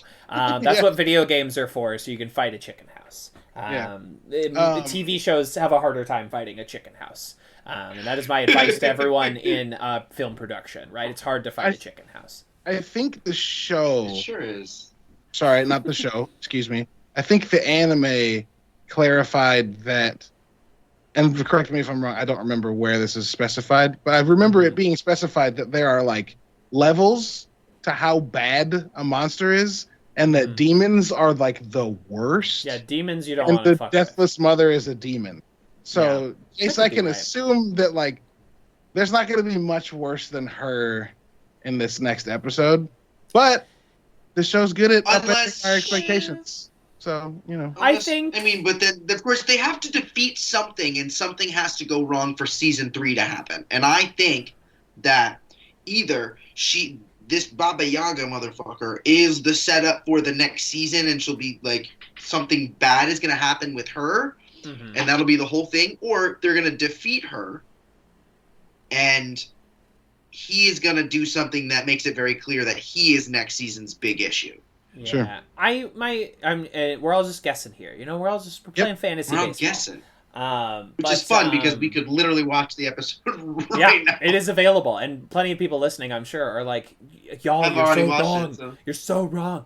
But I would imagine because we've done the Deathless Mother is introduced in episode 2, I feel like we're gonna wrap that up in this season, like whatever this final conflict. Right, but it'll be like the beginning of the Insomniac Spider-Man video game where you defeat Kingpin, and Kingpin was like, "Don't you see? I was keeping everything tidy. Now everything's gonna go to shit." And everything's gonna go crazy. And then it does. And so I would imagine something like that. You know, he didn't lie. I think because Reince is good for a ground level threat. Like, obviously a powerful person, but someone you can feasibly like hit with a sword and call it good. Here's my big prediction, though. I think whoever this woman is that we last saw him with is now like deeply deformed or more likely dead. And he's gonna go to the person that hired her, and they're gonna form an alliance. And this is gonna be. And the person that hired him is gonna be one of the noblemen from. It could be what's his name? Dijkstra? Dijkstra. It could be Dijkstra. What if Dijkstra hired him? And then we find that out, and that's the end of the season. It could be Dijkstra, but Dijkstra's already working the Dara angle.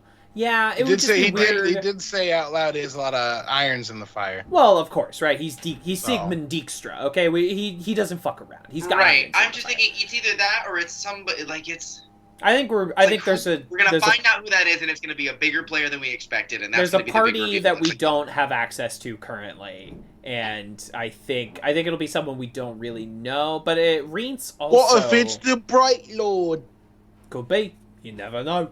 But you have with the Bright Lord, Meir, the King Meir, the Emperor of Nilfgaard. You see, it's the guy that has been controlling everything, but we've never seen. We haven't seen him, but he's coming. Emperor's coming to dinner next episode. Oh, I yes, assume. That's right. That's what everyone. There's a lot that's going on this fucking show. So much is happening. Reince again. Sorry, I just want to finish this thought. Sorry, about this man. It's really okay. bad about this. It's totally fine. Is because it does kind of seem like Kay here is going on a semi-redemption arc sort of thing, or like our heroes, Geralt, Yennefer, and Ciri, on a power level are like outclassing him pretty quickly here. So he's not much of a threat anymore. So like if he becomes a traitor of Nilfgaard or whatever, that's a much more useful piece than like he's not intimidating when you have Ciri who can, manipulate time and space, and you have Yennefer with her powers, and you have Geralt. Like, what the fuck is this guy gonna do? But like, yeah, and I think that man is tough. Well, wasn't he also the one that tried to kill Ciri at the beginning? No, he was trying to take her to. Yeah, he's trying to take her. The Bright Lord. But she's talking about him when she says, "I dream of like killing him and seeing his feathers covered in blood." Yeah, right. No, yes. Kay here. Yeah. Yes, Well, yes. Yeah, well, so then I don't think we're ever going to get a full. I mean, actually, we could get a redemption, and then that causes the problem. Homie, what happened to Siri him killing. in the closing moments of episode 7 Uh-huh. would be enough for me to be like, you know what? I don't like this job that much. I would quit my job. I don't like this. It doesn't pay this well. You know what? I was paralyzed and watched my friend get slow poked in the fucking eye. No thanks. Oh, that was I don't need that. Emperor, I am putting in my 2 weeks. So let's move on to that episode then, shall we? Season 2, episode 7, Voleth Meir.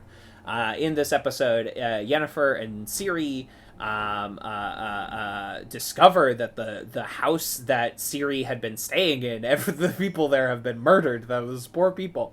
Geralt frees Jaskier from prison because you got to go save your boyfriend, and they hire the dwarves from back in the dragon episode. I wasn't expecting to see them again. Very good. And they form a little adventuring party to go save Ciri from Yennefer's clutches. It's very exciting. At the same time, and then we finally see all of them at the same time. Which is my cool. gosh! Everyone's together. Cool. The gang's all here. Y'all. Yes. There are a lot of very good line deliveries in this show so far this season, and then plenty last season. When I tell you, the primal father instinct that was turned on, and also the deep this man's incredibly gorgeous that got turned on, and also this performance fucking rules when he puts the blade to her neck and goes mine, and there's his eyes are reddening because he's sad that he has to do this, but he's also fiercely protective of now his kid. I fucking kid you not, I rewound and watched that line delivery 8 times. I was just yep, watch it, rewind, yep, rewind. Yeah, it's so good. It's so good. The way his nostrils flare and his eyes get red, and he's doing a good job. Because he's simultaneously so mad he's tearing up, and also so sad. He loves Yennefer and also up. Feels betrayed by her. He's so furious and so sad and so mad. It's perfect. Yeah. It's perfect. It's really beautiful. It's such a good delivery, y'all. I watched it so many times. Fucking good. Sorry, go on. No, it's okay. I had to. Also, in this episode, more and more people are finding out about the Elder Blood because Triss told Tissaia, who told Vilgefortz, and Vilgefortz fucks it up for everybody. Vilgefortz knew that was coming. Question? I've been meaning to ask about this. Yeah. Vilgadorks. If you need to finish. It's a question about Elder Blood specifically. Finish what you're saying. We'll talk about the Elder Blood. But anyway, fellas, this is just a little piece of advice. If you say something and your lady who is a witch walks slowly and silently away from you, you have fucked up. You have fucked up. Do not do this. Do not do anything that will result in your witch girlfriend walking very slowly away from you. It's not good. What is this? That happened in this episode, and then also in this episode, Fringilla is making moves. Oh my god, she nightshades an entire feast, and I was making audible noises the entire time. Yeah, I was freaking out. They picked the most brutal deaths. When she just slow stabs a man. I couldn't believe that she kept going. I thought she was about to just threaten him and be like, "You're frozen. I have so much power over you." And then she kept going. Oh my god! When she stabs the chick in the temple, and you watch her eyes fucking they go lazy, and then they go dull because she just fucking died. Life has left her eyes. Oh my god. The one that also got me was the one at the back of the neck. I mean, these were all... Here's the thing that was crazy about them. All of these were so intimate, and it made it so uncomfortable. Oh, and then she fucking drained one dude like a fucking pig. Just fucking... and then just let him pour out on the table. Fuck me. I was like, why is this happening? Oh my god. Yeah. I had hope that maybe, she Here's would, what I like, think is gonna happen. realize I that think what we're she's gonna doing is get. bad, and she's just fucking leaning into it. I think also his redemption arc is gonna be him being like her second hand and accepting a smaller position. Because I could see the two of them as being like a very specific brand of like anti-hero characters that we get throughout. Yeah. That are like kind of on our side because we be. don't really like any of the political leaders. I don't see a way for him to follow her and not garner a bunch of, fuck that guy from everyone watching the show. Like, like if he's just like, I follow you now, it's out of fear. And that's not a redemption arc. Like, she killed everybody it's next so to him. exciting And was to like, watch. do what I It say. would be so exciting to watch him be just completely reduced. I agree, but I'm also with Kev, who I think last week was like, maybe a Jaime Lannister parallel, and maybe his actually pays off. Could be. I don't get the reference. I've still never Well, seen it. Jaime Lannister should have gone back to King's Landing and killed Cersei. That would have been the best summation of his storyline. You watch Game of Thrones all the way through? I've seen one episode twice. Oh, well, then he's the guy that pushes the kid out the window. Yeah. Thank you. That guy later had a really good redemption potential. Wait, that's the one that pushed the kid out the window because he's fucking his sister? Correct. But let me tell you, he has a pretty winning, what seems to be a redemption arc for a couple seasons there. Like, he's really kind of walking it back, and then they don't follow through on it. And they don't follow through. They don't follow through on it. He ends the show in exactly the same place he began the show. But that's kind of fun. I kind of like. Sorry, I just got into that show, and you were like, "Why? I don't know what you're talking about." Yeah. I literally just never got into it. I've always been told that I should, but then apparently the ending of the whole thing was so abysmal that everybody stopped talking about it, and it left the social zeitgeist. So who knows? Yeah, I would stop. Like the last 2 episodes of the penultimate season. It's further than I'd go, but that's okay. Everyone. I should start it, and then at a certain point, I'll dip off when I feel. When you feel like I don't care. Yeah, when it starts to feel shaky, it's shaky, and you should just trust that instinct. Got it. Trust that instinct. The show will not overcome. If it smells like poop, it's poop. Oh man, I just can't stop thinking because I think about Game of Thrones a lot whenever I'm watching The Witcher. I'm like, I don't know the full comparison, but I understand why I've heard people be like, "Oh, it's Netflix's Game of Thrones parallel." Yeah, I can't imagine that it was. They are similar and more like this is Netflix's. We're going to sink all our money into one thing. The oh prime my God, of but Game of Thrones was this good. The prime, when it was on, it was this good. But it just fell apart. In a way. But The Witcher has also wisely decided that it is not the successor to Game of Thrones in terms of being like a political fantasy. I mean, obviously is interkingdom politics on this show.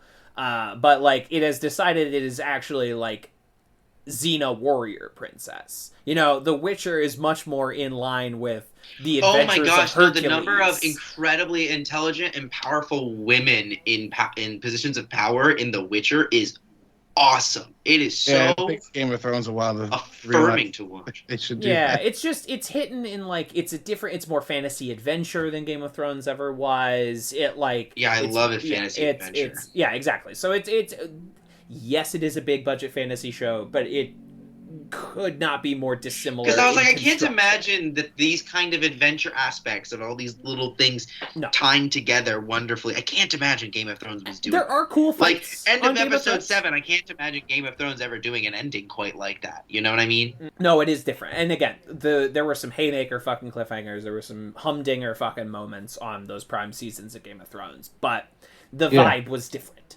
It was also not that The Witcher is not an ensemble, but it was much more of a full ensemble type of show. Whereas this show obviously has its 3 leads and a supporting cast. Yeah, Game for of those Thrones three has elites. so many independent, important characters that like you wouldn't be made fun of for having a fucking glossary handy to remember who the fuck is who, because you might go 3 episodes without seeing a group, and then you'll stick with that group for 3 episodes, and then you'll go back to that show is just an army of characters you have to remember, and That's so much. That's so yeah, much. it's a lot. It's a little bit. It's an investment. I wouldn't attempt it at the same time that you are watching The Witcher. I would not try to learn. No, both of those I'm things not. I'm good with The simultaneously. Witcher. I'm doing pretty good with that. Yeah, but Yeah. Jace, you had a question about Elder Blood, and I'm Yeah, wondering if I can answer that for you. I would love that. Yeah. So they're talking about, they're like, Elder Blood, you know. I understand that Elder is the language that elves speak. Yes, the Elder Tongue.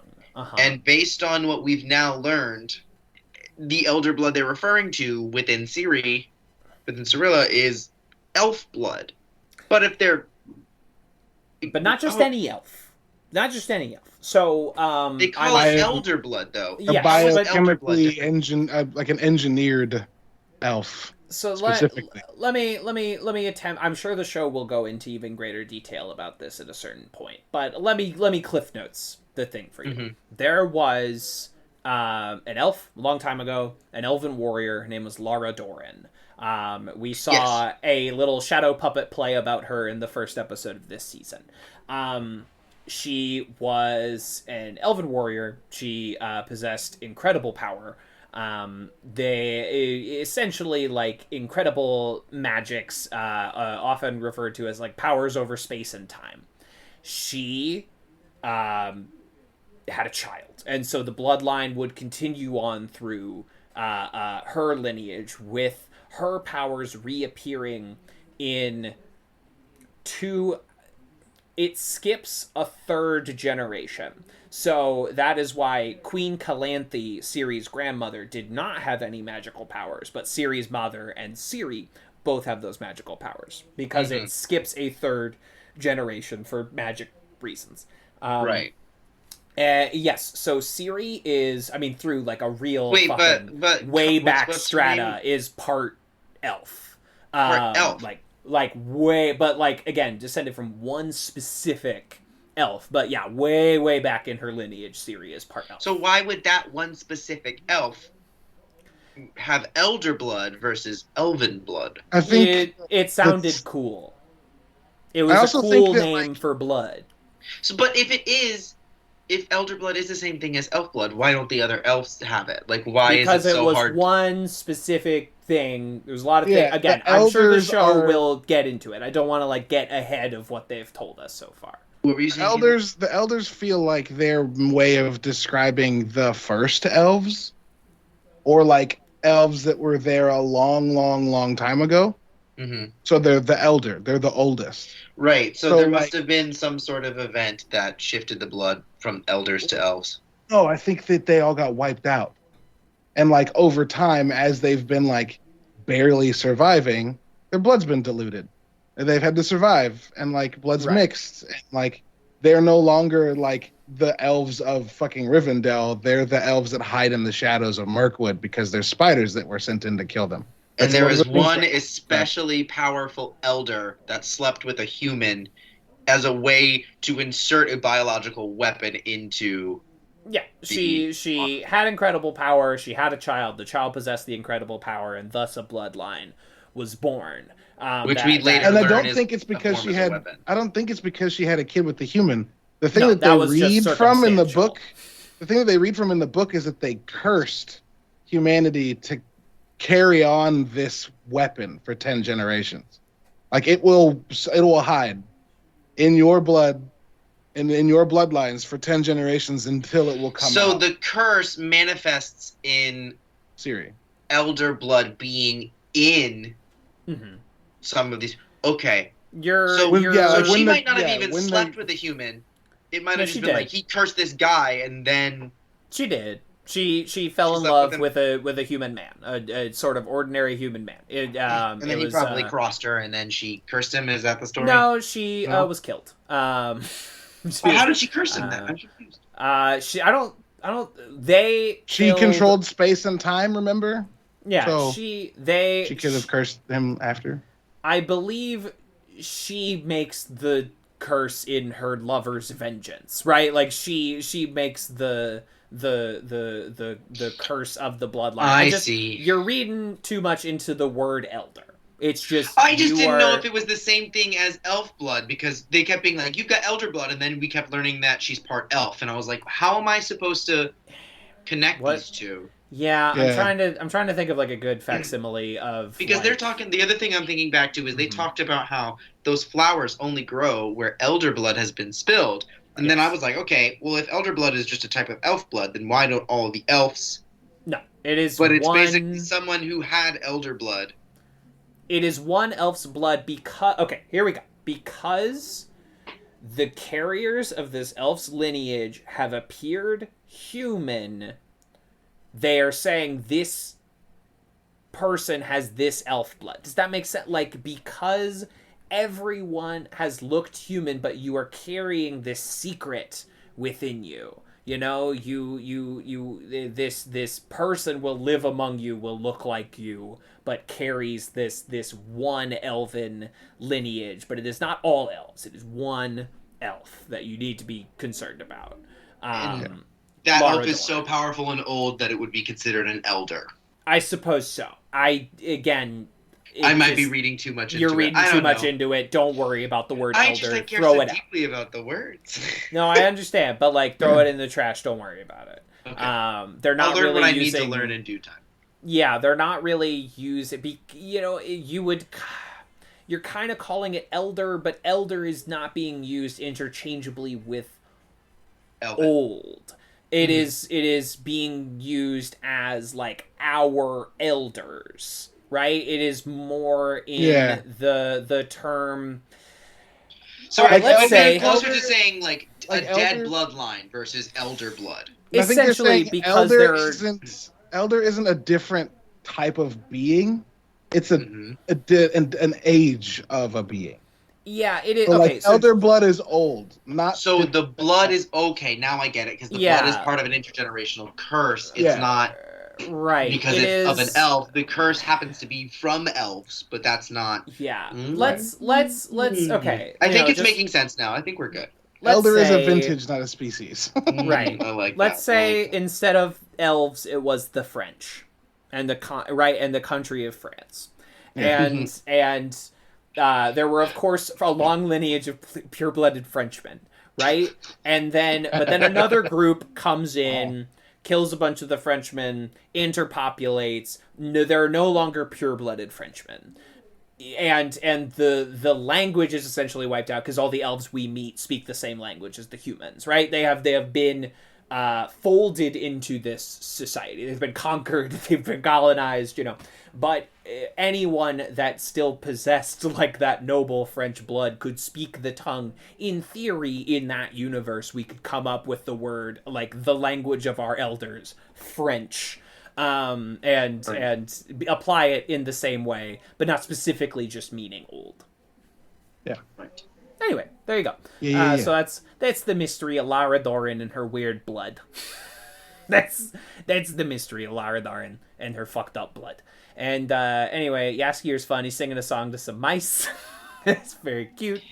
I like the this is a super nerdy thing, but I love the extent to which music theory has evolved in this universe. Mm-hmm. We're in this kind of medieval feeling sense, but some of the harmonic and like musical structures being used are significantly more contemporary than what that is from, and I love it.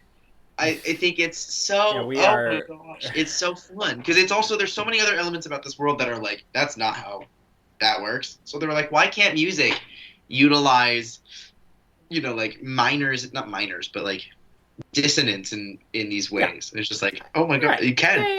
It's so exciting. Because like the composers and the people are like, it should be catchy by our ears. It should not be what qualified as catchy in medieval Europe. Yeah. And if you care to explain it away, it's like, well, this isn't medieval Europe. It's a different place. They develop different musical styles over there. Right. But whatever. Exactly. They Knight's Taled it. I don't like, They Knight's Taled it. They Knight's Taled it. They also did the Jace, the Heath Ledger classic A Knight's Tale. wait. You have excuse me. Jace. Excuse us all. What? Jace. The Heath Ledger classic A Knight's Tale? The movie where fucking Paul Bettany plays Chaucer? Chaucer? Where they meet a buck-ass naked Paul Bettany as Geoffrey Chaucer, writer of the Canterbury Tales, and he becomes a Don King style ring promoter for Heath Ledger, who is masquerading as a nobleman to joust as Sir Ulrich von Liechtenstein. Shannon Sosamen's in this movie. Shannon Sossaman, Alan Tudyk, Mark Addy, Rufus Sewell. Y'all, if I watched every movie you have ever recommended to me, I would never leave my apartment. And Jace, there's a particular urgency on this. Hang for this one, dog. Yeah, this movie is a fucking blast. It's a through joy. And through. It's so great. It's a joy. The Knight's Tale. Check it out, everyone. It was on Netflix once. It might be again. I don't know if it is currently. Maybe. I don't know. It might be. I don't know, dog. But it's a ton of fun. Check out A Knight's Tale. Coming soon to VHS. It's a very good. Yeah, absolutely. It was a fucking ball. It's a bacchanal. What the fuck else happened in this episode? A lot of like dread, but the happenings were a little. The big thing was the dinner party stabbing. The dinner party thing, and then the very end where we see Baba Yaga. Yeah, in glitter form. Enter. Yeah, she escaped. Cirilla. Enter Cirilla. Oh, and we also didn't talk about how like that baby died. That baby died, y'all. Oof. Oh my god, it's wild because the baby was supposed to die at first, and then it didn't, and they were like, Fringilla "Wow, like a pure-blooded elf, you know, this has never happened. When was the last time this happened?" And then Fringilla Vigo happened to your baby. Yeah, baby. Anyway, I'm sure the three who encountered the Deathless Mother will again. I'm sure we will all be united, and it will be fun. A lot of stuff's gonna go down in this episode. I simply have to imagine.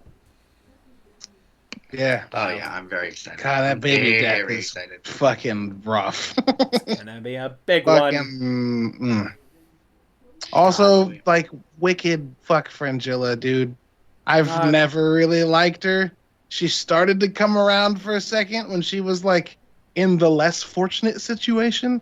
Yeah. And then like she got back to her old digs and I was like, oh no, actually I still hate you. It means glad that we could clear that up. No, I liked once she did all that, I was like, oh, I like her. Because now she's like fully committed to being don't get me wrong. I'm an elf revolutionary. Don't get me wrong. I like the path her character is on. Mm-hmm. I do not like her as a human being. She is a compelling television character, but I would not want to hang monster. out. She's a monster. Oh, yeah, no, she's nutty. Yeah. It's wild. Like, I'm excited to watch that as like a leader within like the Elven Revolution. I'm stoked. I can't wait to see what happens with this. It's exciting. Oh, the elves are gonna. How is she gonna play off that she fucking murdered their? She won't have to because she's a subordinate to the person that's going to have to be speaking to the Emperor, which is why she left him alive and said, "You fix it. You make it convincing. Thank you very much. This. I'm out of here." Yeah, I don't think the elf thing is going to get. I think the elves are well now they're definitely like done. You know what I mean? Yeah, now like now, fuck you guys, bye. Now they're out. Which might end very badly for them. For sure. Well, now they have nothing to lose because the baby's dead. But they don't fight well, and they're within the walls of a city that has military strength. Yeah, it's gonna be tough going.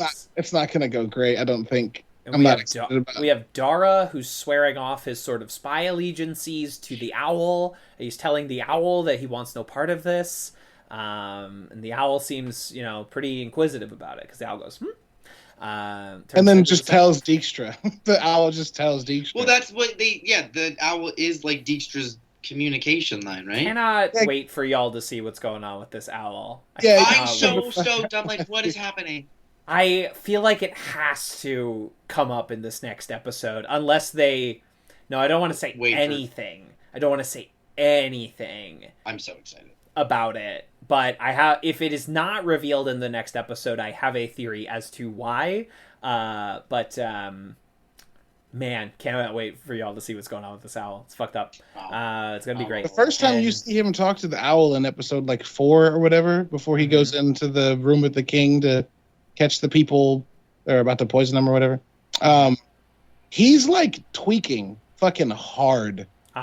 It seems, and I feel like that has something to do with it. No, Dijkstra, he's like sweaty and shirtless, and his eyes are moving frantically, and like doesn't really look like he has his shit together. Kevin's making this face like, I'm not saying anything. Interesting. Everyone has such interesting theories. Jace, what's your theory? I want to hear it. As I sit in my bed. I think Dijkstra works for someone else. There's someone above Dijkstra, and I think they are watching through the owl. Actually, you know what? Now that I think about it, they do the fake out, oh my god, the cat is Fen moment in the library. You know what I'm talking about? Fen being, but she's like, no, I'm Fen. I think just constantly just drinking beer, ignoring us. I think that, first of all, I think someone's above Dijkstra, and I think that the owl is either a conduit for them to look through, like Flying Monkey style Wizard of Oz, or because they do that same visual effect, or it actually is that person, like Professor McGonagall style. The owl is Dijkstra. The owl is Dijkstra. The dude that we're seeing is Dijkstra's instrument. See, now you went to Big Brain World. And Galaxy Brain. I love Daddy House Galaxy Brain. The owl possesses him to speak and do things, which is why when they're conversing... The owl is the puppet master. Which is why when they're conversing, dude looks wicked out of sorts. Like, when they're talking in that room, he looks like he's going to vomit. He does not look like he's feeling great. I missed that. I'm going to have to take a look at that again. Interesting. Yes. Let's think on this. Interesting. Yeah, all these interesting theories. Daddy House, you watch things in such a different way than me, but it's like fascinating. You're a solver. You're always looking for like clues, like details. Yeah. You know what I mean?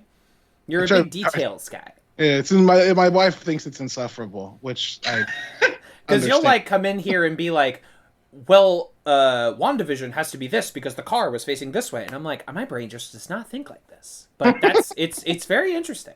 It's just simply that. It's a gift and a curse. I appreciate the compliment. It's also such an incredible asset as a writer to be able to just try and connect things and come up with stories. Yeah. I can't wait until I'm fully on my bullshit and can finish one of my book-sized stories and get to fill it with shit so that when y'all read it, you're like, hang on, I know him. Hey, all there of this he means something. is. Hey. All of this means something, it's gonna be including the direction things are facing and the specific spelling of words in specific moments. Yeah. I will do that shit. You're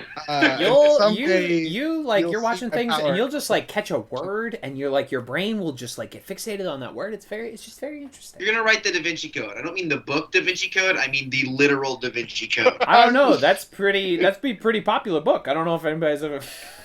You should write that book. It's very popular. I'm that guy.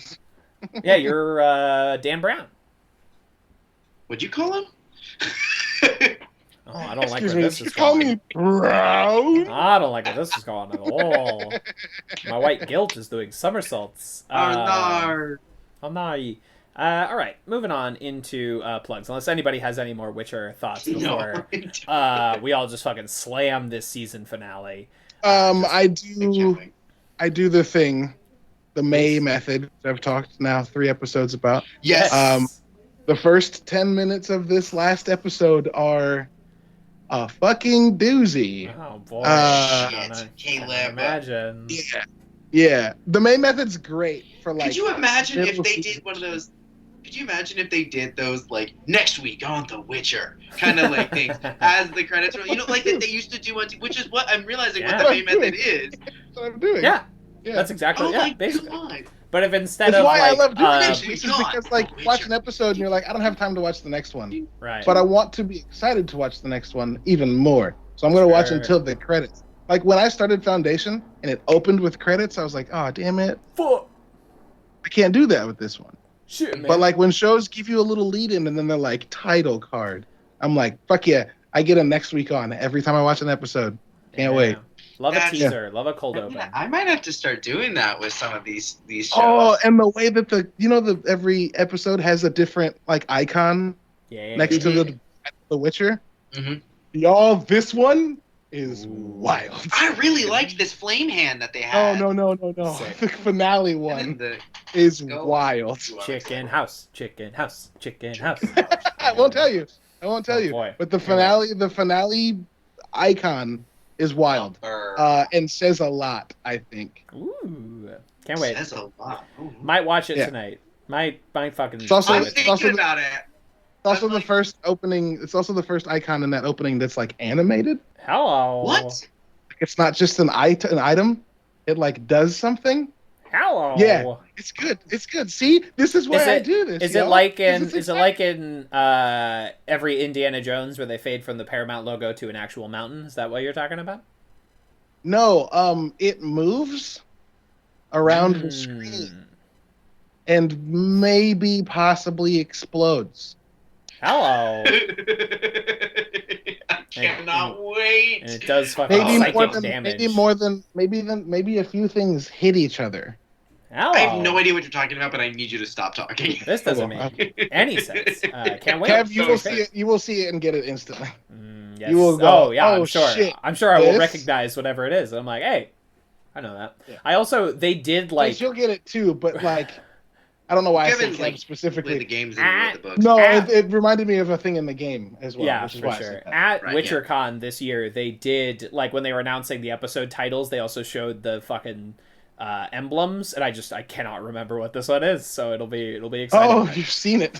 I've seen it, but I do not recall a fucking Maybe lick it of didn't move when you saw it, though. No, I don't think so, dog. I don't think it moved. I don't it think was- so, dog. I don't think so. I think it was fucking stationary. I think it's like you're writing your grandmother, fucking stationary.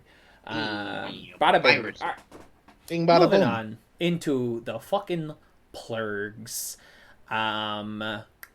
Let's see. This past Monday was the first of 2 Matrix Mondays on my Patreon, patreon.com/TVs Kevin, where I took a big fucking podcast about the Matrix Resurrections, and I cut it in half, like fucking Solomon. I just went. First one went up on the 10th, second one going up on the 17th. 2.5 hours of Matrix talk for $1. And there's a bunch of old podcasts and things. All my writing is up there. Patreon.com/TVs Kevin is the place to be. It'll be fun, and I'm sure we'll think of more stuff to do as this show, Advanced Media Studies, continues to grow and change. It'll be great. Going to start talking about Twin Peaks over there pretty soon. It's going to be great. Oh, wow. Good time. Good It'll be great. Great. I have no plugs. I'm on that I'm a Witcher. Hello? I'm on that Matrix Monday thing right there. Give it Yeah. a shot. It's $1. I don't know.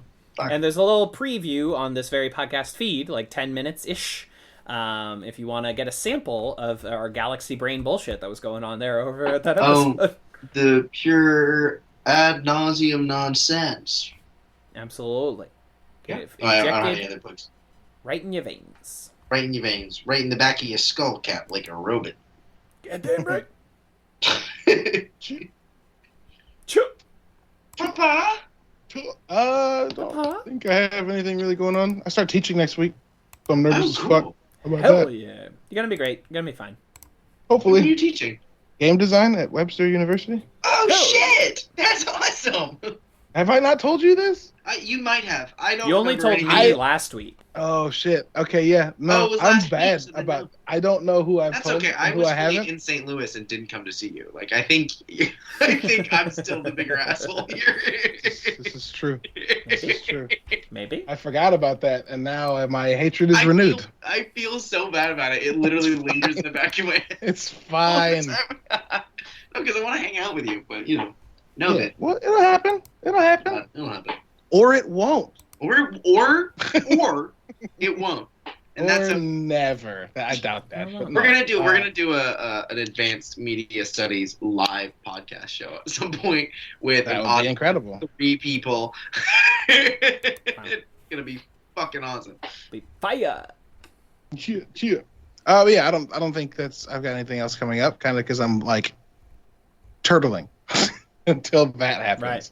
and then I'll do things. We're doing our Game of the Year podcast this week, which if this comes out this Friday, it'll come out the same day. So check Twitter and see the rest of our Game of the Year stuff. And then I've got some Destiny episodes of me and my grandma's podcast that'll come out eventually. There's like 2 3-hour conversations I'm going to milk into 6 episodes and then just schedule them out for 6 weeks. Yeah. That's it. Really. Yeah.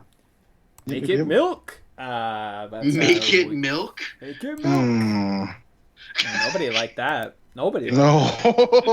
I didn't like that at all. I don't know what that was. I don't know where it came from. I don't like it. Everyone, that little Fallout 4 notification. Everyone hated that. And they will remember this. They will. Clementine will remember that. We will be back next week with the finale of Witcher Season 2. Our last time touching The Witcher until later. Hopefully not 2 years. Yeah, until, if we want to cover Old Blood with Michelle Yeoh, the prequel series that they're doing about, like, the first Witcher, sure. Maybe. We'll see. Depends on what else we're doing. Because I feel like after The Witcher, we're probably going to do Mythic Quest? Right? I need a reason to watch that show. Yes, please.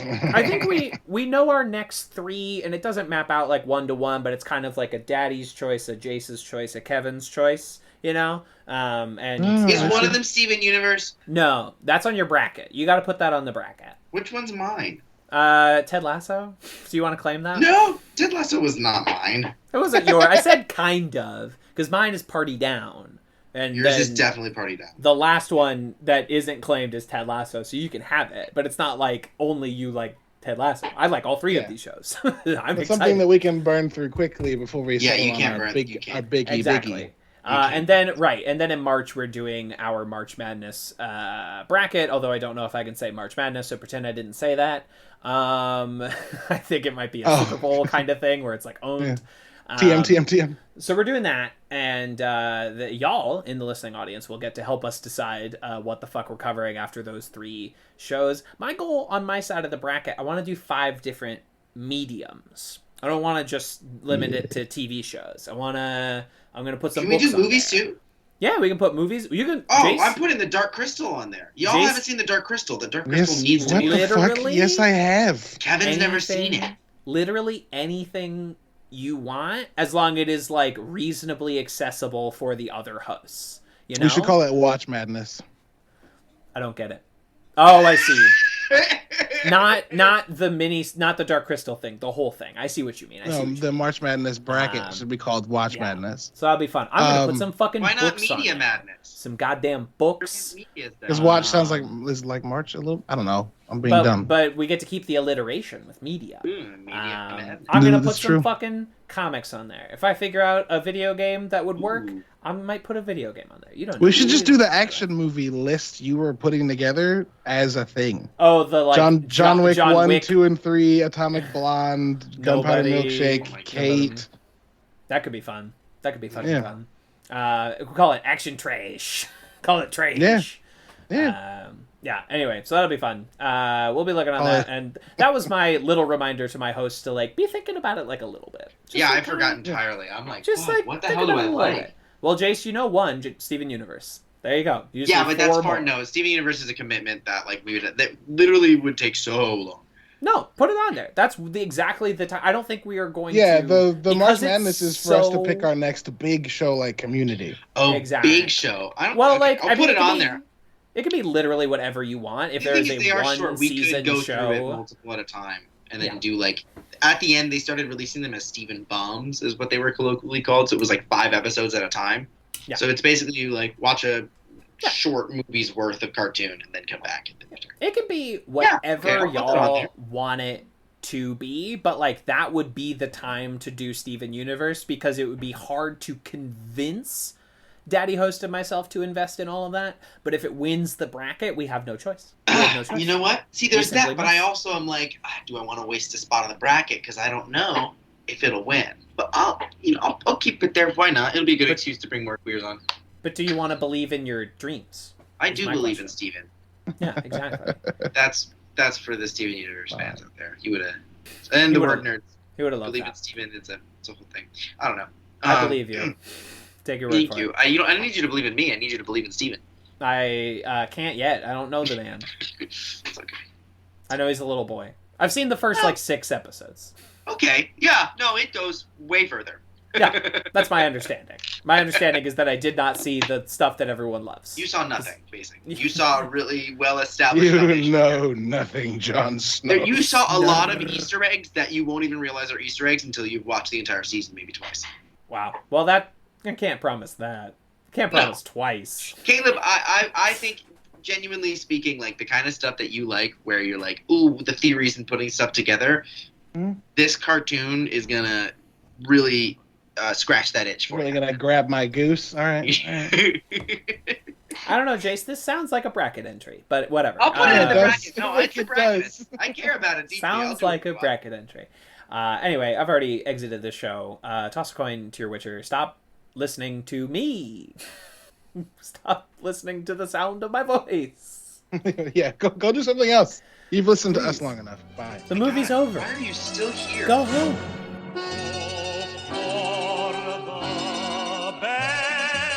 Expect the worst. Some drink champagne, some die of thirst. No way of knowing which way it's going.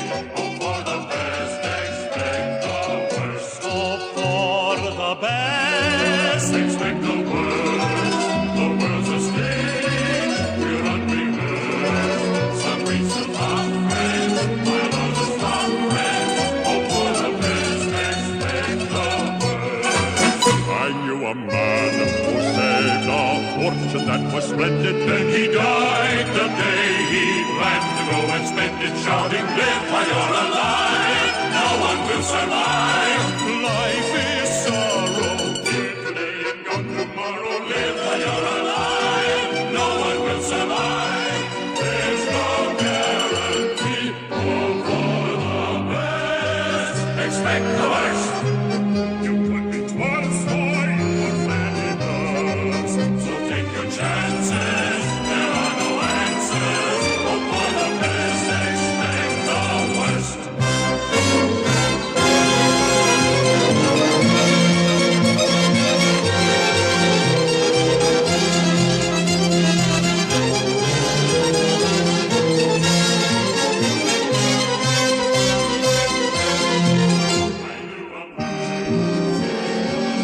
Then he died the day he planned to go and spend it, shouting, live while you're alive. No one will survive. Life is funny. Save your money. Save your money. Live while you're alive. No one will survive. There's no guarantee.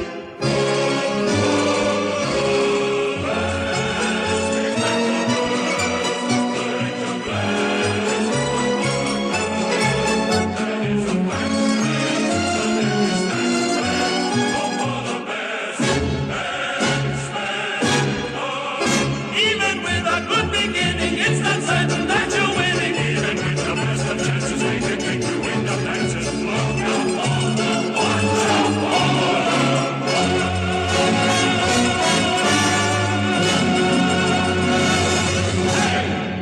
That was quite a show, very entertaining. Please tell your friends about this show. Rocco's not